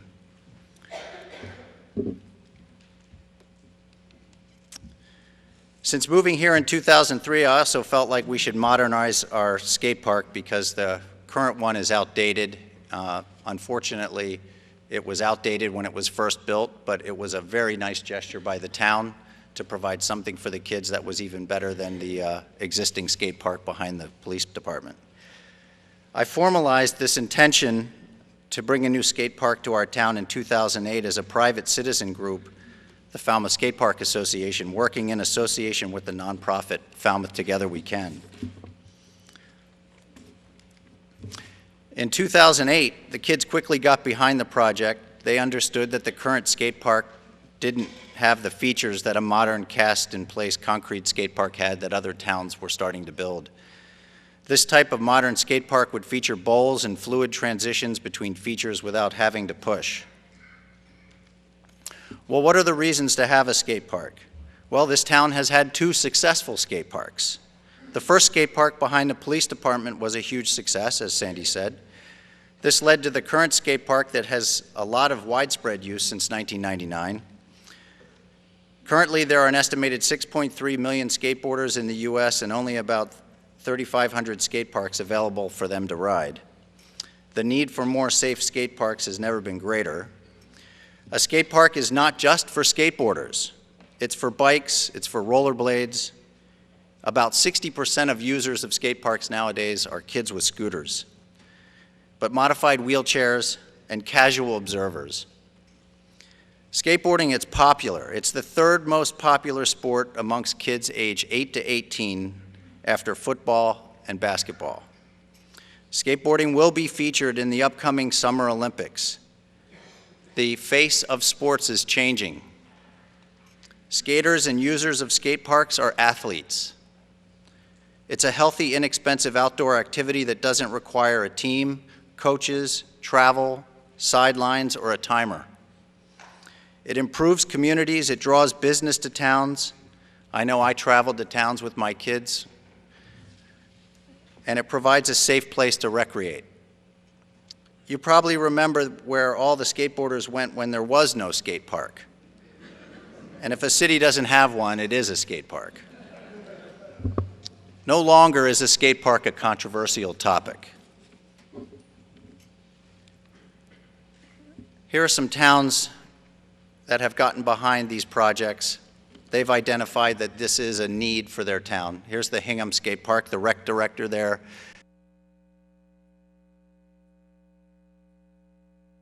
Most use. This skate park in Situate was just built. It's a modest skate park, very inexpensive, right next to an outdoor hockey rink. Holyoke, a town decimated by the economy, the opioid epidemic, has identified a need for a skate park and built this beautiful park that's on par with ours. Here's a skate park in Greenfield, Massachusetts. This is a park that is much bigger in scale than ours. This is the Boston Skate Park. This is not a rendering. This is an actual photograph. Charles River Skate Park. Here's the Marshfield Skate Park. It's about 50 minutes from here. It is on par with our skate park. It cost $500,000 to build. After in-kind donations, it cost $435,000. I'm friends with the guys in Marshfield that had this built. You can see it's getting some use today. This was just completed in 2016. This town identified the need, they built it right downtown, and it went from idea to completion in 3 years. Sandwich is currently undergoing the process to identify their need for a skate park. The town manager there has requested that the rec department ask for $1 million to develop land near a new fire station. The current skate park is off Trotting Park Fields Road. It's in green. The proposed skate park is just a little larger than the existing one. It will be put just adjacent to that on Trotting Park Fields Road, slightly closer to the Little League fields. Off to the right of that slide is the actual half-a-mile Trotting Park. Here is a conceptual design of our modest park. It features bowls and plaza-style features, and it also has a center rain garden to catch a lot of the runoff from the water. The site doesn't actually have any runoff issues. It's already been surveyed and engineered. Here's a list of our donors so far. They're not in any particular order except for maybe a chronological order. The Woods Hole Foundation, the Cape Cod Foundation, the Cape Cod 5 Grant, the LaRusso Foundation, the Tony Hawk Foundation. We received actually one of the larger grants from the Tony Hawk Foundation for our project. The Kelly Foundation, the Falmouth Road Race, Inc., $15,000. Chapman Cole & Gleason, the Schwab Charitable Fund, and of course we received the bulk of our funding from the initial, what I thought was the initial reasonable estimate of $185,000 years ago, but construction costs have really sort of spiraled. But so far we've raised $242,418 privately. The project's endorsed by the Board of Selectmen. Like Sandy said, I've been in front of these folks 3 times. I've gotten to know them all pretty well, and I'm starting to learn this town process pretty well. The Falmouth Rec Department and the Rec Committee, the Falmouth Finance Committee, the Chamber of Commerce, the Falmouth Police Department, and the Community Preservation Committee. So one of the reasons this project took so long to come up to this point was the cost. We really needed a defined square footage Dr. Blower, cost. we're at 10 minutes, so can you let 10 us minutes. know how much I you need? Permission to speak for 2 more minutes. 2 more minutes. All those in favor signify by saying aye. Aye. All those opposed, no. The ayes have it. You have 2 more minutes. So in a competitive environment, there's about 15 companies that are actually qualified to build these custom cast-in-place concrete skate parks, not the precast ones where they're dropped in sight on an asphalt slab. These companies are sought after. They're about $50 per square foot. That's right in line with the 10,000 square foot park that we have. Our current funding is $210,000 after we've paid for the design, had the site engineered and surveyed, et cetera. The total cost that we would need in a competitive environment is $287,500, which is about about $50 per square foot. Other parks in other towns have gotten this done for that price. If a contractor comes in and tries to stick a bid at $80 a square foot, we'll say, sorry, we'll have to postpone this.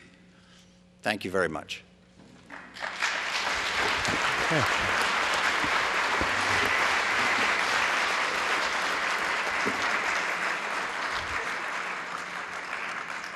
Ms. Lichtenstein. Leslie Lichtenstein, Precinct 8. As the mother of a son who skateboarded before we had a skate park in Falmouth on the road and broke his wrist, and then the next day when he went back to Falmouth High School, managed to get the cast in the door of Falmouth High School and broke it for a second time, I urge you all, please vote for this. Mr. Netto. Mr. Netto. Mr. Netto.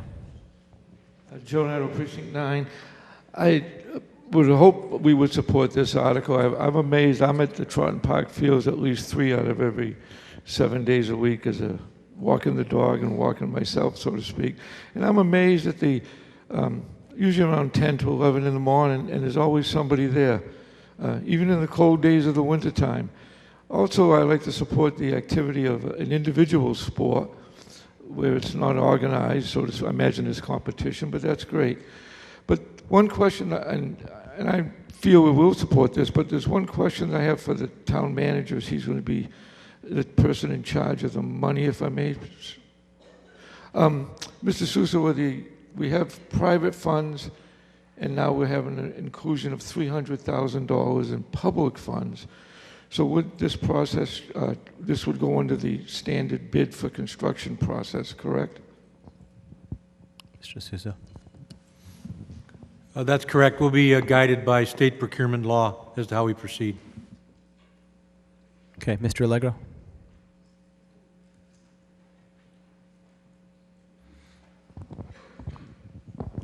Just a quick comment and then a question.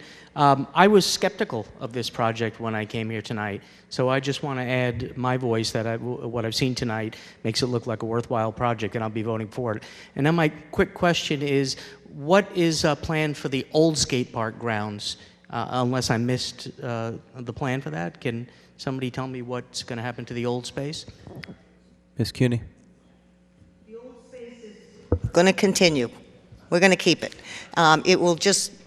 It works great for the younger kids, and it'll give them that much more room to play. So we'll use the existing parking lot, and it'll just be an addition. Okay, Ms. Mace.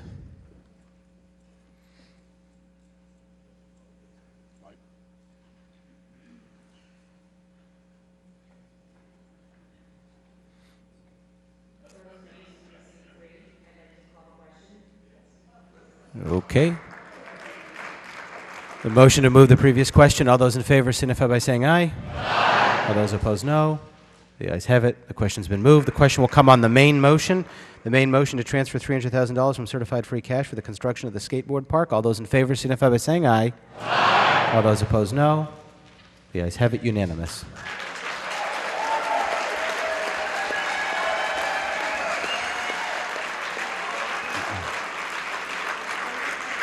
Article 29. Article 29, Madam Chairman, for the main motion. Article 29, I'm going to read the new recommendation, and it is that the town vote to transfer the amount of $100,000 from the Waterways Receipt Reserved for Appropriations Fund for the purposes of this article to be expended under the jurisdiction of the town manager. And Mr. Moderator, I move Article 29 as recommended. Okay, so the change that you'll see from your recommendation is instead of coming from certified free cash, it's coming from the Waterways Receipt Reserve. This is for the repairing of the town bulkhead at Robbins Road. Any discussion on Article 29? Hearing none, then the question will come on the main motion as recommended. All those in favor signify by saying aye. Aye. All those opposed, no. The ayes have it, unanimous. Article 33. Madam Chairman.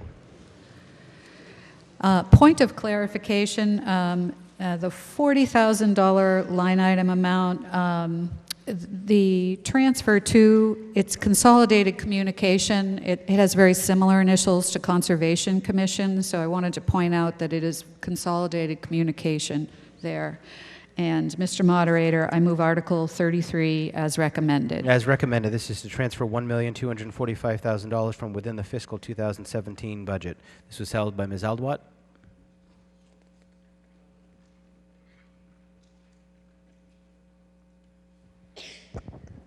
Thank you, and good evening. Mary Ellen Allwart, Precinct 4.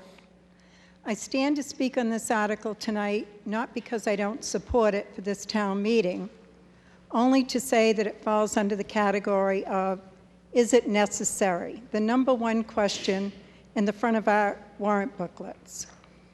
Town meeting has been approving transfers of very large amounts of money out of the health insurance budget line item for the last 4 or 5 years. They've been transferring these monies into the same 4 or 5 town budgets annually. As we can see by looking back in our warrant books, these budgets, police, fire, veteran services, that's just to name a few, have continually requested that their budgets be increased to meet the demands of their expenditures. And yet, the health insurance budget continues to be increased year after year on top of over-budgeting in the previous fiscal year. Snow and ice, another budget. We know that Mass General Law, Chapter 44, Section 31D, gives the town the authority to deficit spend the snow and ice budget and include the deficit on the next tax rate without appropriation. The town can choose to increase the snow and ice budget or not. Also, under Mass General Law, Chapter 44, 33B, and I quote, the selectmen, with concurrence of the Finance Committee, may transfer within the last 2 months of any fiscal year or during the first 15 days of the new fiscal year to apply to the previous fiscal year any amount appropriated to any other appropriation, except for the use of the municipal light department or school department. Thus, the total amount that we approve in April for the department budgets, like we did for this town meeting, doesn't change, only the amounts in the affected departments. We've heard the words on purpose, smoothing, and funding within the budget. We've been told that $3 million was turned back from fiscal year 2016 budget appropriations. We've been told that $5 million was underestimated in revenue in 2016. That accounts for 8 of the almost $11 million in free cash that was certified on July 1st. The town can certainly afford and should fund these budgets appropriately. Overfunding one budget and underfunding several others is neither appropriate or practical. So is this article necessary? No, it is not. Please, let's not see articles like this in the future. Thank you. Okay, further discussion on Article 33. Mr. Noonan. In the budget, I believe that we had a line item for special counsel of $150,000. So is this an additional $150,000 to special counsel? Okay, this is in the current fiscal year budget, so this would have been in your warrant booklet last year. Town Council, I'll answer your question. This is a request to supplement the current year's budget, that is fiscal year 17, to finish out the fiscal year. There has been previous money appropriated to special counsel in preparation for this town meeting. We surveyed all of the special counsel that are working on the various cases and asked them to estimate the amount of money necessary to complete the work through the end of the fiscal year, and this request is based upon their estimate. And just to remind you that in special counsel, we deal strictly with estimates because we cannot really be precise. The only thing we can do is wait and determine what we actually need and then ask for it as we need it. I know Mrs. Allward made the comment about can we appropriate the full amount of money at the beginning of the fiscal year, and the answer in some cases is really not very well, because a special counsel, like some other budgets, is reactive. We react to situations that happen that we can't plan for. So this is the amount of money we are asking to complete the fiscal year and complete the existing cases that we are working on. Thank you. Thank you.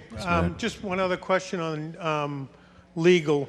Could you tell me what we've spent on the windmills for legal? That's just a general question. Well, we've been working on them for several years, sir. In my report that it's down here, I have given you the amount we've spent on special counsel for wind turbines this fiscal year. I prefer not to just totally guess, but I can give you a couple of examples. For example, we spent $10,000 on special counsel for the ZBA to handle wind turbine cases. We spent probably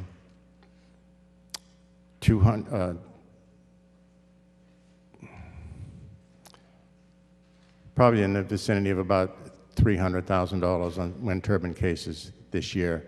We're hoping that this will be the last year that we'll have to spend on them. There's a case that was tried in November in Superior Court. We're awaiting a decision that may be determinative as to whether we go forward with other of these cases. But I'm really hoping that the special counsel budget will return to normal probably next fiscal year. Thank you. Mr. Stetcher.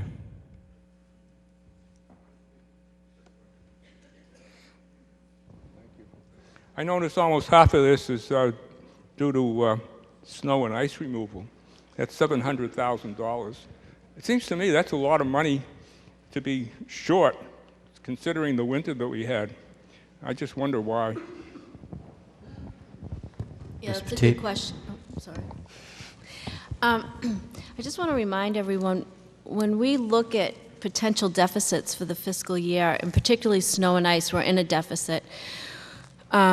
We projected and we wanted to make sure we had enough money in this line item. Right now, we're in a deficit maybe about $550,000. As you know, I think like a couple weeks ago we had an incident. We probably needed some salt because of some ice. So it is a projected deficit. It is a little high. We don't expect that, but we want to make sure we had enough money in the line item when we transferred the money in. Okay, any further discussion on Article 33? Question will come on the main motion. All those in favor signify by saying aye. Aye. All those opposed, no. The ayes have it by a majority. Article 34, Madam Chairman, for the main motion. Mr. Moderator, I move Article 34 as recommended. As recommended, this is to vote to transfer the amount of $212,000 from certified free cash for the purpose of funding line item 0194155760, court judgments. This was held by Mr. Netto.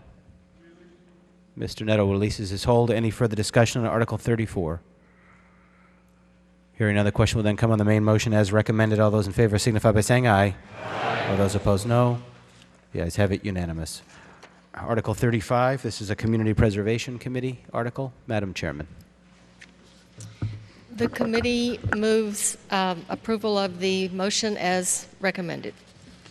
As recommended, the town will vote to appropriate or transfer $362,000 from the Community Preservation Budgeted Reserve for the purpose of affordable housing to pay for the cost of acquiring property by Habitat for Humanity.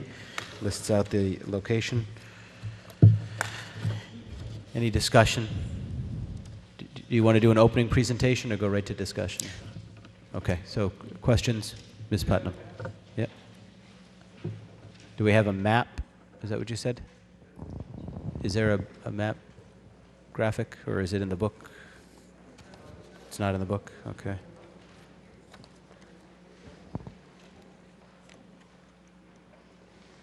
Rebecca Putnam, Precinct 9. Considering this is for affordable housing, I thought that the selectmen have a affordable housing fund. Is this a project where we could use some of those affordable housing monies that have been set aside already?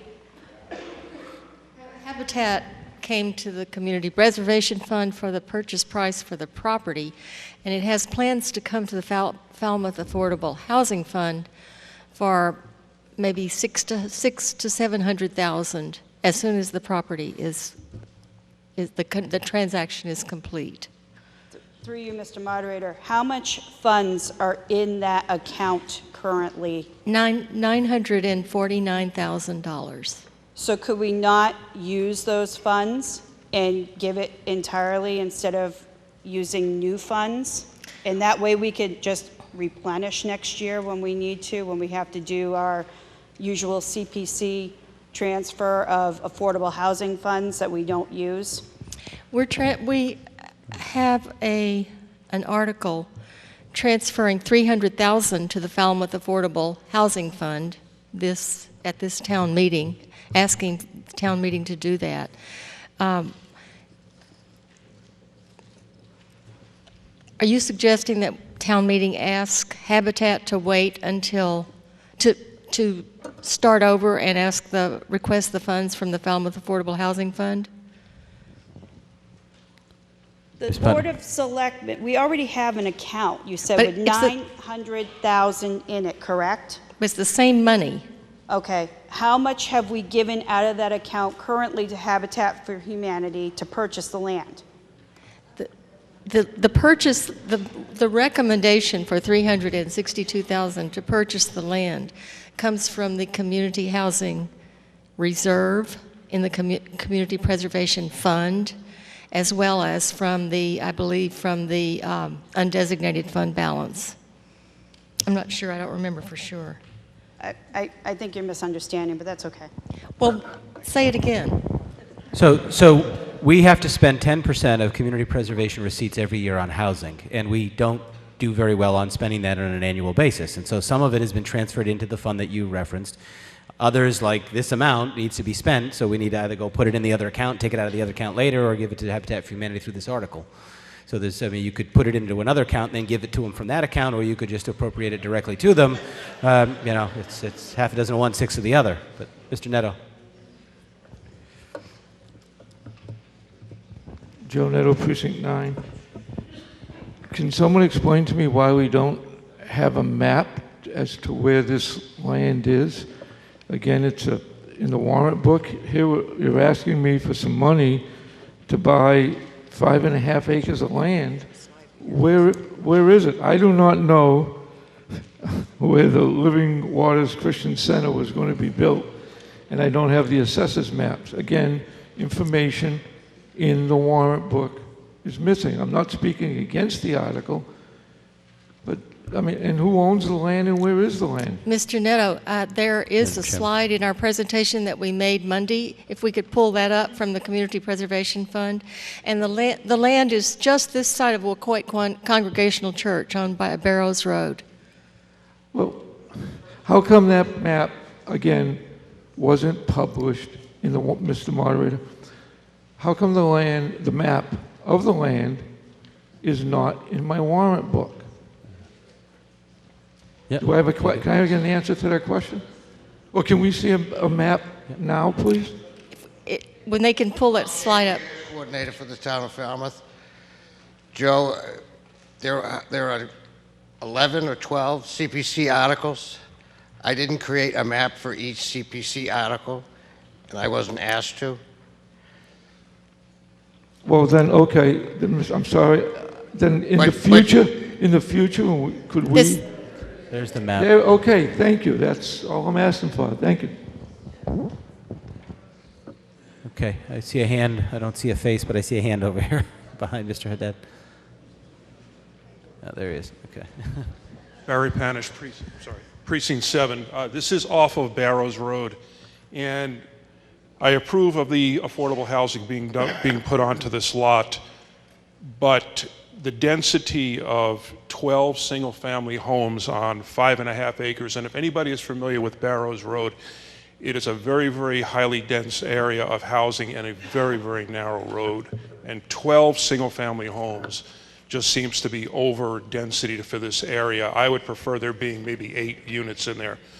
My other concern is when Living Waters, who, this is a little ambiguous here, I believe they are still the owners of this property. It says now or current owner of Living Waters. Approximately 10 or 12 years ago, when they looked to build a church onto this property, one of the reasons that a permit was denied was that they did not have enough frontage on Barrows Road to put a road in. And I don't see this being changed. I've talked to the abutters in the past week, and they have not given up or been approached to give up any land. I don't know, I did mention this at the precinct meeting and brought it up to CPC. You do not have enough frontage on Barrows Road for a legal road. Habitat was aware of that when they first started putting together this project, and they are resolving that. They can't go forward if they don't. And Resolving it in... It will be a 40B project, and the density, I think Habitat has built 75 homes on the Cape. So they've got a business plan that determines not only what is financially feasible, but what works in terms of neighborhoods for the population they're serving. So this is their best guess of how best to use that property. That still does not answer having I think enough Mr. frontage. Duffy had an answer. Mr. Duffy. This project is scheduled to go forward as a Chapter 40B comprehensive permit, and under the rules for Chapter 40B comprehensive permits, the Board of Appeals, acting as sort of a super permitting agency, can waive the frontage requirement or give them waivers or variances, so that can be resolved. But Habitat for Humanity does have to address the issue, and my understanding is they intend to. So you could have a non-compliance road just because it's 40B housing? Yes. That's what 40B is all about. They can do whatever they want. Ms. Connolly? Hi. Do I have to stand up? I don't Yes. want to. I don't want to. Okay. Thank you, Nancy. Ann Connolly, Precinct 6. Is there a total development cost listed on this project yet, even just conceptually? Madam Chairman. I'm looking to see if I have that in our summary. And is this is just a portion, correct, of the down payment on the land? I can answer Ms. that. Cuny. The total project that they gave is $3,787,541. So do we have a percentage? Did you guys break it down? Well, typically you ask for folks to ask, what the percentage is. So This proposal is for the property, and the financial plan for the actual development is still in process. I understand that, but they have to have had done a pro forma. We don't have a pro forma yet. Okay. So I came out with around $30,000 per unit for acquisition. Is that correct? For acquisition only? I don't know. Okay. Okay, further discussion, Article 35. Question will come on the main motion. All those in favor signify by saying aye. Aye. All those opposed, no. Pin shows that the ayes have it by a majority. Article 36. This is also a Community Preservation Committee article, Article 36. The committee moves the article as recommended. As recommended, this is to vote to appropriate the sum of $137,164 from the Community Preservation Budget Reserve to develop a conceptual plan for the Coonamessett Greenway Gateway Park and construct 2 pedestrian bridges and wetland walkways at Coonamessett Greenway Heritage Trail and Gateway Park. Who held this one? Any discussion on Article 36? Question will come on the main motion as recommended. All those in favor signify by saying aye. Aye. All those opposed? The ayes have it by a majority. Article 38. This is also a Community Preservation Committee article. Oh, okay, thank you. The committee moves indefinite postponement on this article. The applicant withdrew the application for funding. Okay, so the new recommendation and the main motion is indefinite postponement. Under state statute, we cannot vote anything in the positive without a recommendation of the Community Preservation Committee. So the main motion is indefinite postponement. All those in favor signify by saying aye. Aye. All those opposed, no. The ayes have it unanimous. At this time, I'd recognize the Chairman of the Board of Selectmen for notification of the next annual town meeting. Mr. Moderator, the next fall town meeting will be on November 6th, 2017. November 7 p.m. 6th at 7 p.m. is our next town meeting. And Madam Chairman, okay. All right, so our total figure for this town meeting, the annual town meeting, is $147,253,173. This time the chair would entertain a motion to dissolve the annual town meeting. So moved. All those in favor signify by saying aye. All those opposed, no. The ayes have it, and the meeting is dissolved.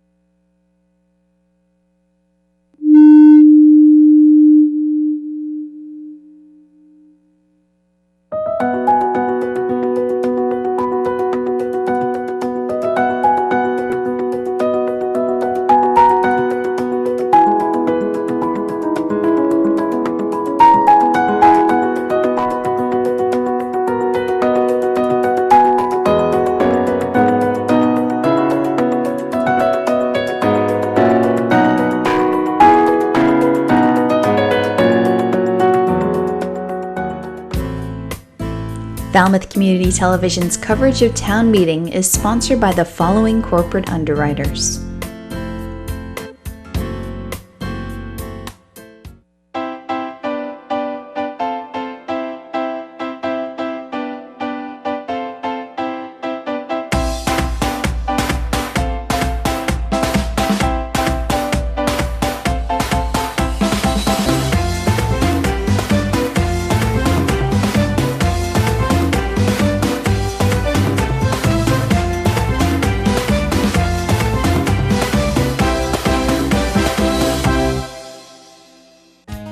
Holiday Inn Falmouth opened year-round for your business and travel needs.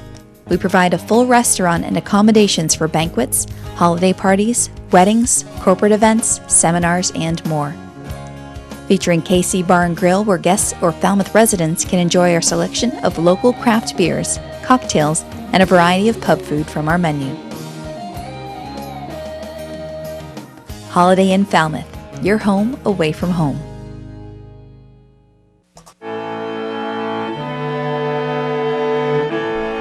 Nestled in a classic New England setting amid 200-year-old elm trees and charming colonial homes, stately sea captains' homes, and charming Cape Cod salt boxes, Shoreway Acres is a graceful blend of Cape Cod's past and present. Shoreway Acres, proud sponsor of Falmouth Community Television. Welcome to the Falmouth Chamber of Commerce. The Falmouth Chamber is dedicated to working on behalf of our members to make Falmouth a better place to live, work, and conduct business. We are committed to developing the economic, cultural, educational, and civic interests of our community and welcome the support from all organizations to achieve our combined goals. Whether you call Falmouth home, are a summer resident, or a visitor, we hope you take advantage of all that the Chamber has to offer. Green Harbor Waterfront Lodging is nestled in a woodland setting on a picturesque ocean inlet. Green Harbor offers a family waterfront vacation. Enjoy our private boating beach with dock, rowboats, and paddle boats, oversized heated outdoor pool, and kiddie pool. Relax in our waterfront and beachside accommodations. 548-4747 or gogreenharbor.com. Carlson Printing for all your printing needs. 508-548-7303 or toll free at 1-800-696-7303. Our email address is carlsonprinting@aol.com. Carlson Printing for all your printing needs.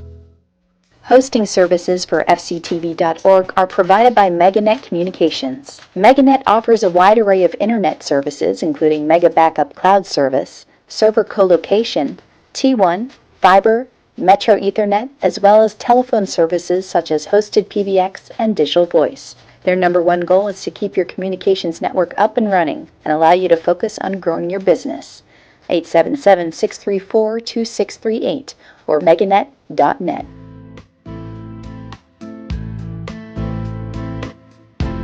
Additional funding and support provided by the following corporate sponsors. Inn on the Sound, located at 313 Grand Avenue in Falmouth Heights, offering luxurious accommodations, gourmet breakfasts, and spectacular ocean views. Inn on the Sound, an active participant in community affairs since 2006. Barrett Plumbing and Heating offers expert plumbing, heating, and air conditioning services to all our residential and commercial customers on Cape Cod and surrounding area. We are a full-service plumbing specialist offering professional workmanship to suit your budget. Whatever your heating or plumbing need, you can always count on a job that's done right. Compassionate Care ALS, tending to and caring for individuals, their families, and communities, navigating the complexities of ALS or Lou Gehrig's disease. RJ's Variety and Liquor, family owned and operated for 15 years. We have a variety of beer, wine, and liquor, local frozen stuffed quahogs, local frozen pizza snacks, and more. RJ's Variety and Liquor, 174 Sandwich Road, T-Ticket. The attorneys at Oppenheim & Nickerson LLP have provided legal services in Falmouth for over 36 years. We advocate for our clients and work to provide quality representation in the areas of business and corporate law, real estate law, estate planning, and estate administration. 508-548-8255. We at Falmouth Fish believe there is nothing better than a fresh piece of fish, direct from the waters of Cape Cod in New England. Nothing beats waking up at 4 a.m. to search out the highest quality seafood from the best fishermen in the world. 7 Stars Academy, offering martial arts and Tai Chi. Training at 7 Stars Academy can transform your life. It's amazing to see the positive impact it has on our students. Classes for adults and children of all ages. Confidence, not conflict, at 7 Stars Academy of Martial Arts. After nearly 10 years in business, the Green Shuttle has been your choice to get to and from area airports. But did you know they also offer trips to Boston and Providence, medical appointments, theater, dinner, or tours? The Green Shuttle does it all, with no wait time, no parking costs, and no hidden fees. Ride easy with Green Shuttle. Spring has sprung, the grass is riz. I wonder where the flowers is. It's a little poem from my childhood. And from college, I remember the laws of supply and demand. Hey, right now there's not a whole lot of inventory in real estate, so if you're thinking of selling, could be fun. I'm Pat Thatcher from Sotheby's International Realty. Hamilton Tree and Landscaping has been proudly serving Falmouth and the Upper Cape since 1978. Located on Route 151, we're available for all landscaping and tree concerns. Appreciating your property is our motto as we continue to keep your tree and landscaping needs our top priority. At A&A Paving, we believe in providing customers with quality products supported by excellent service. We provide commercial and residential seal coating, asphalt paving, and repair services for Cape Cod and southeastern Mass. A&A Paving, 508-540-4944. Calfee Insurance, offering insurance policies for your car, home, business, life, and disability. Calfee cares about all your insurance needs. 508-540-2601 and online at calfeeinsurance.com. Thomas J. Bunker and Jeffrey E. Reither are BSS Design, providing land surveying and civil engineering in Falmouth since 1987. Licensed and fully insured, they're located on Catherine Lee Bates Road, and their phone number is 540-8805. Wild Harbor General Store, located in historic North Falmouth Village, providing quality goods and services for 170 years. Continuing to make history with our support of FCTV's coverage of Falmouth Town Meeting. Liam McGuire's Irish Pub. With a newly renovated dining room, it's what an Irish pub should be. Main Street, downtown Falmouth. Eastman's has been Falmouth's hardware store since 1913. With a newly added retail space providing kitchen accessory and gourmet foods, our friendly staff is available to assist you with your hardware and kitchen needs. 508-540-0407. Carpet Barn, Carpet One Home Showcase, a local family-owned business offering all your premier carpet and flooring needs. They also feature tile and vinyl floors, area rugs, window treatments, and kitchen and bathroom cabinetry, serving you at 4 convenient locations.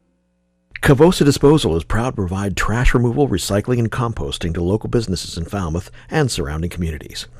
Cavosa Disposal would like to thank its customers in Falmouth. Cavosa Disposal, 508-563-5070. Family owned since 1919, at Puritan Cape Cod you'll find the latest in men's and women's clothing, as well as ski and tennis equipment and much more. Located on Main Street, Falmouth, and in Chatham, Mashpee, and Hyannis. Puritan Cape Cod, 199 Main Street, Falmouth, and online at puritanCapeCod.com. FCTV is also supported by the following businesses and organizations: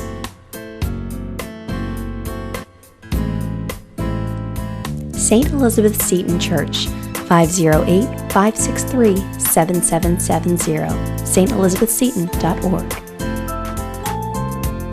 Falmouth Flag Day 5K, Sunday, June 11, 2017, falmouthflagday5k.org. Turning Point Dance Studio, 508-444-0278, turningpointdancestudio.org. Soares Flower Garden Nursery, 508-548-5288, soaresflowergardennursery.com. Realtor Annie Hart Cool, 508-868-0664, anniehartcool.com. M. Duffany Builders, 508-540-3625.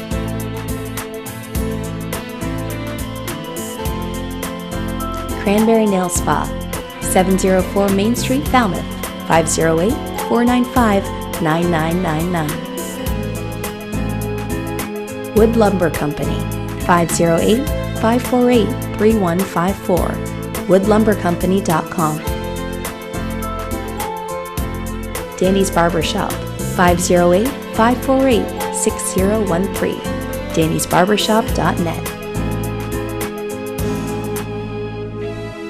Cavosa Excavating, 508-563-5530, cavosa.com. Paul's Automotive Repair, 508-548-3164.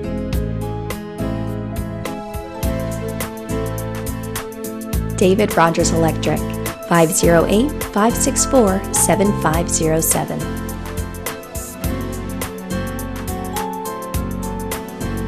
Murray McDonald Insurance, 1-800-800-8990, riskadvice.com. The Davy Tree Expert Company, 508-548-2662, www.davy.com. Andy's Barber Shop in Falmouth Plaza.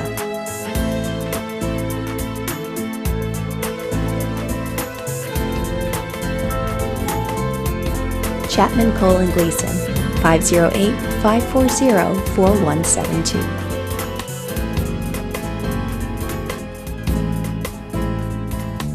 Hanush Jewelers, 352 Main Street, 508-548-9107.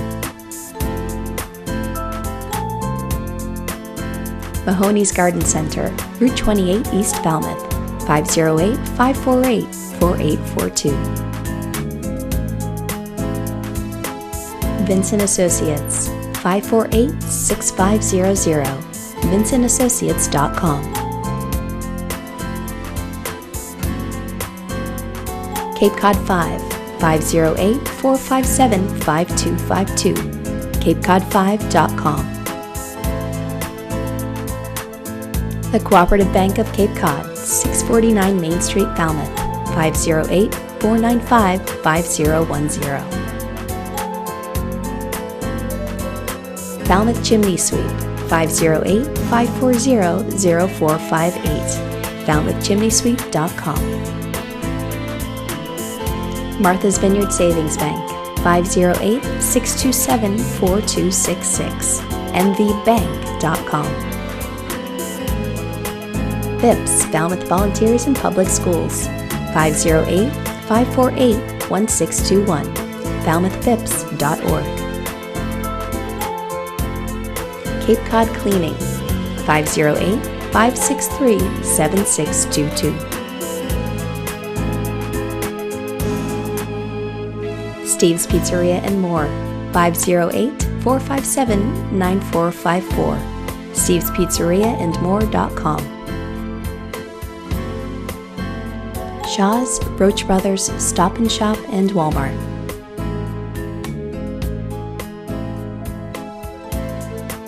FCTV would like to thank the Walmart Foundation for their support of Town Meeting.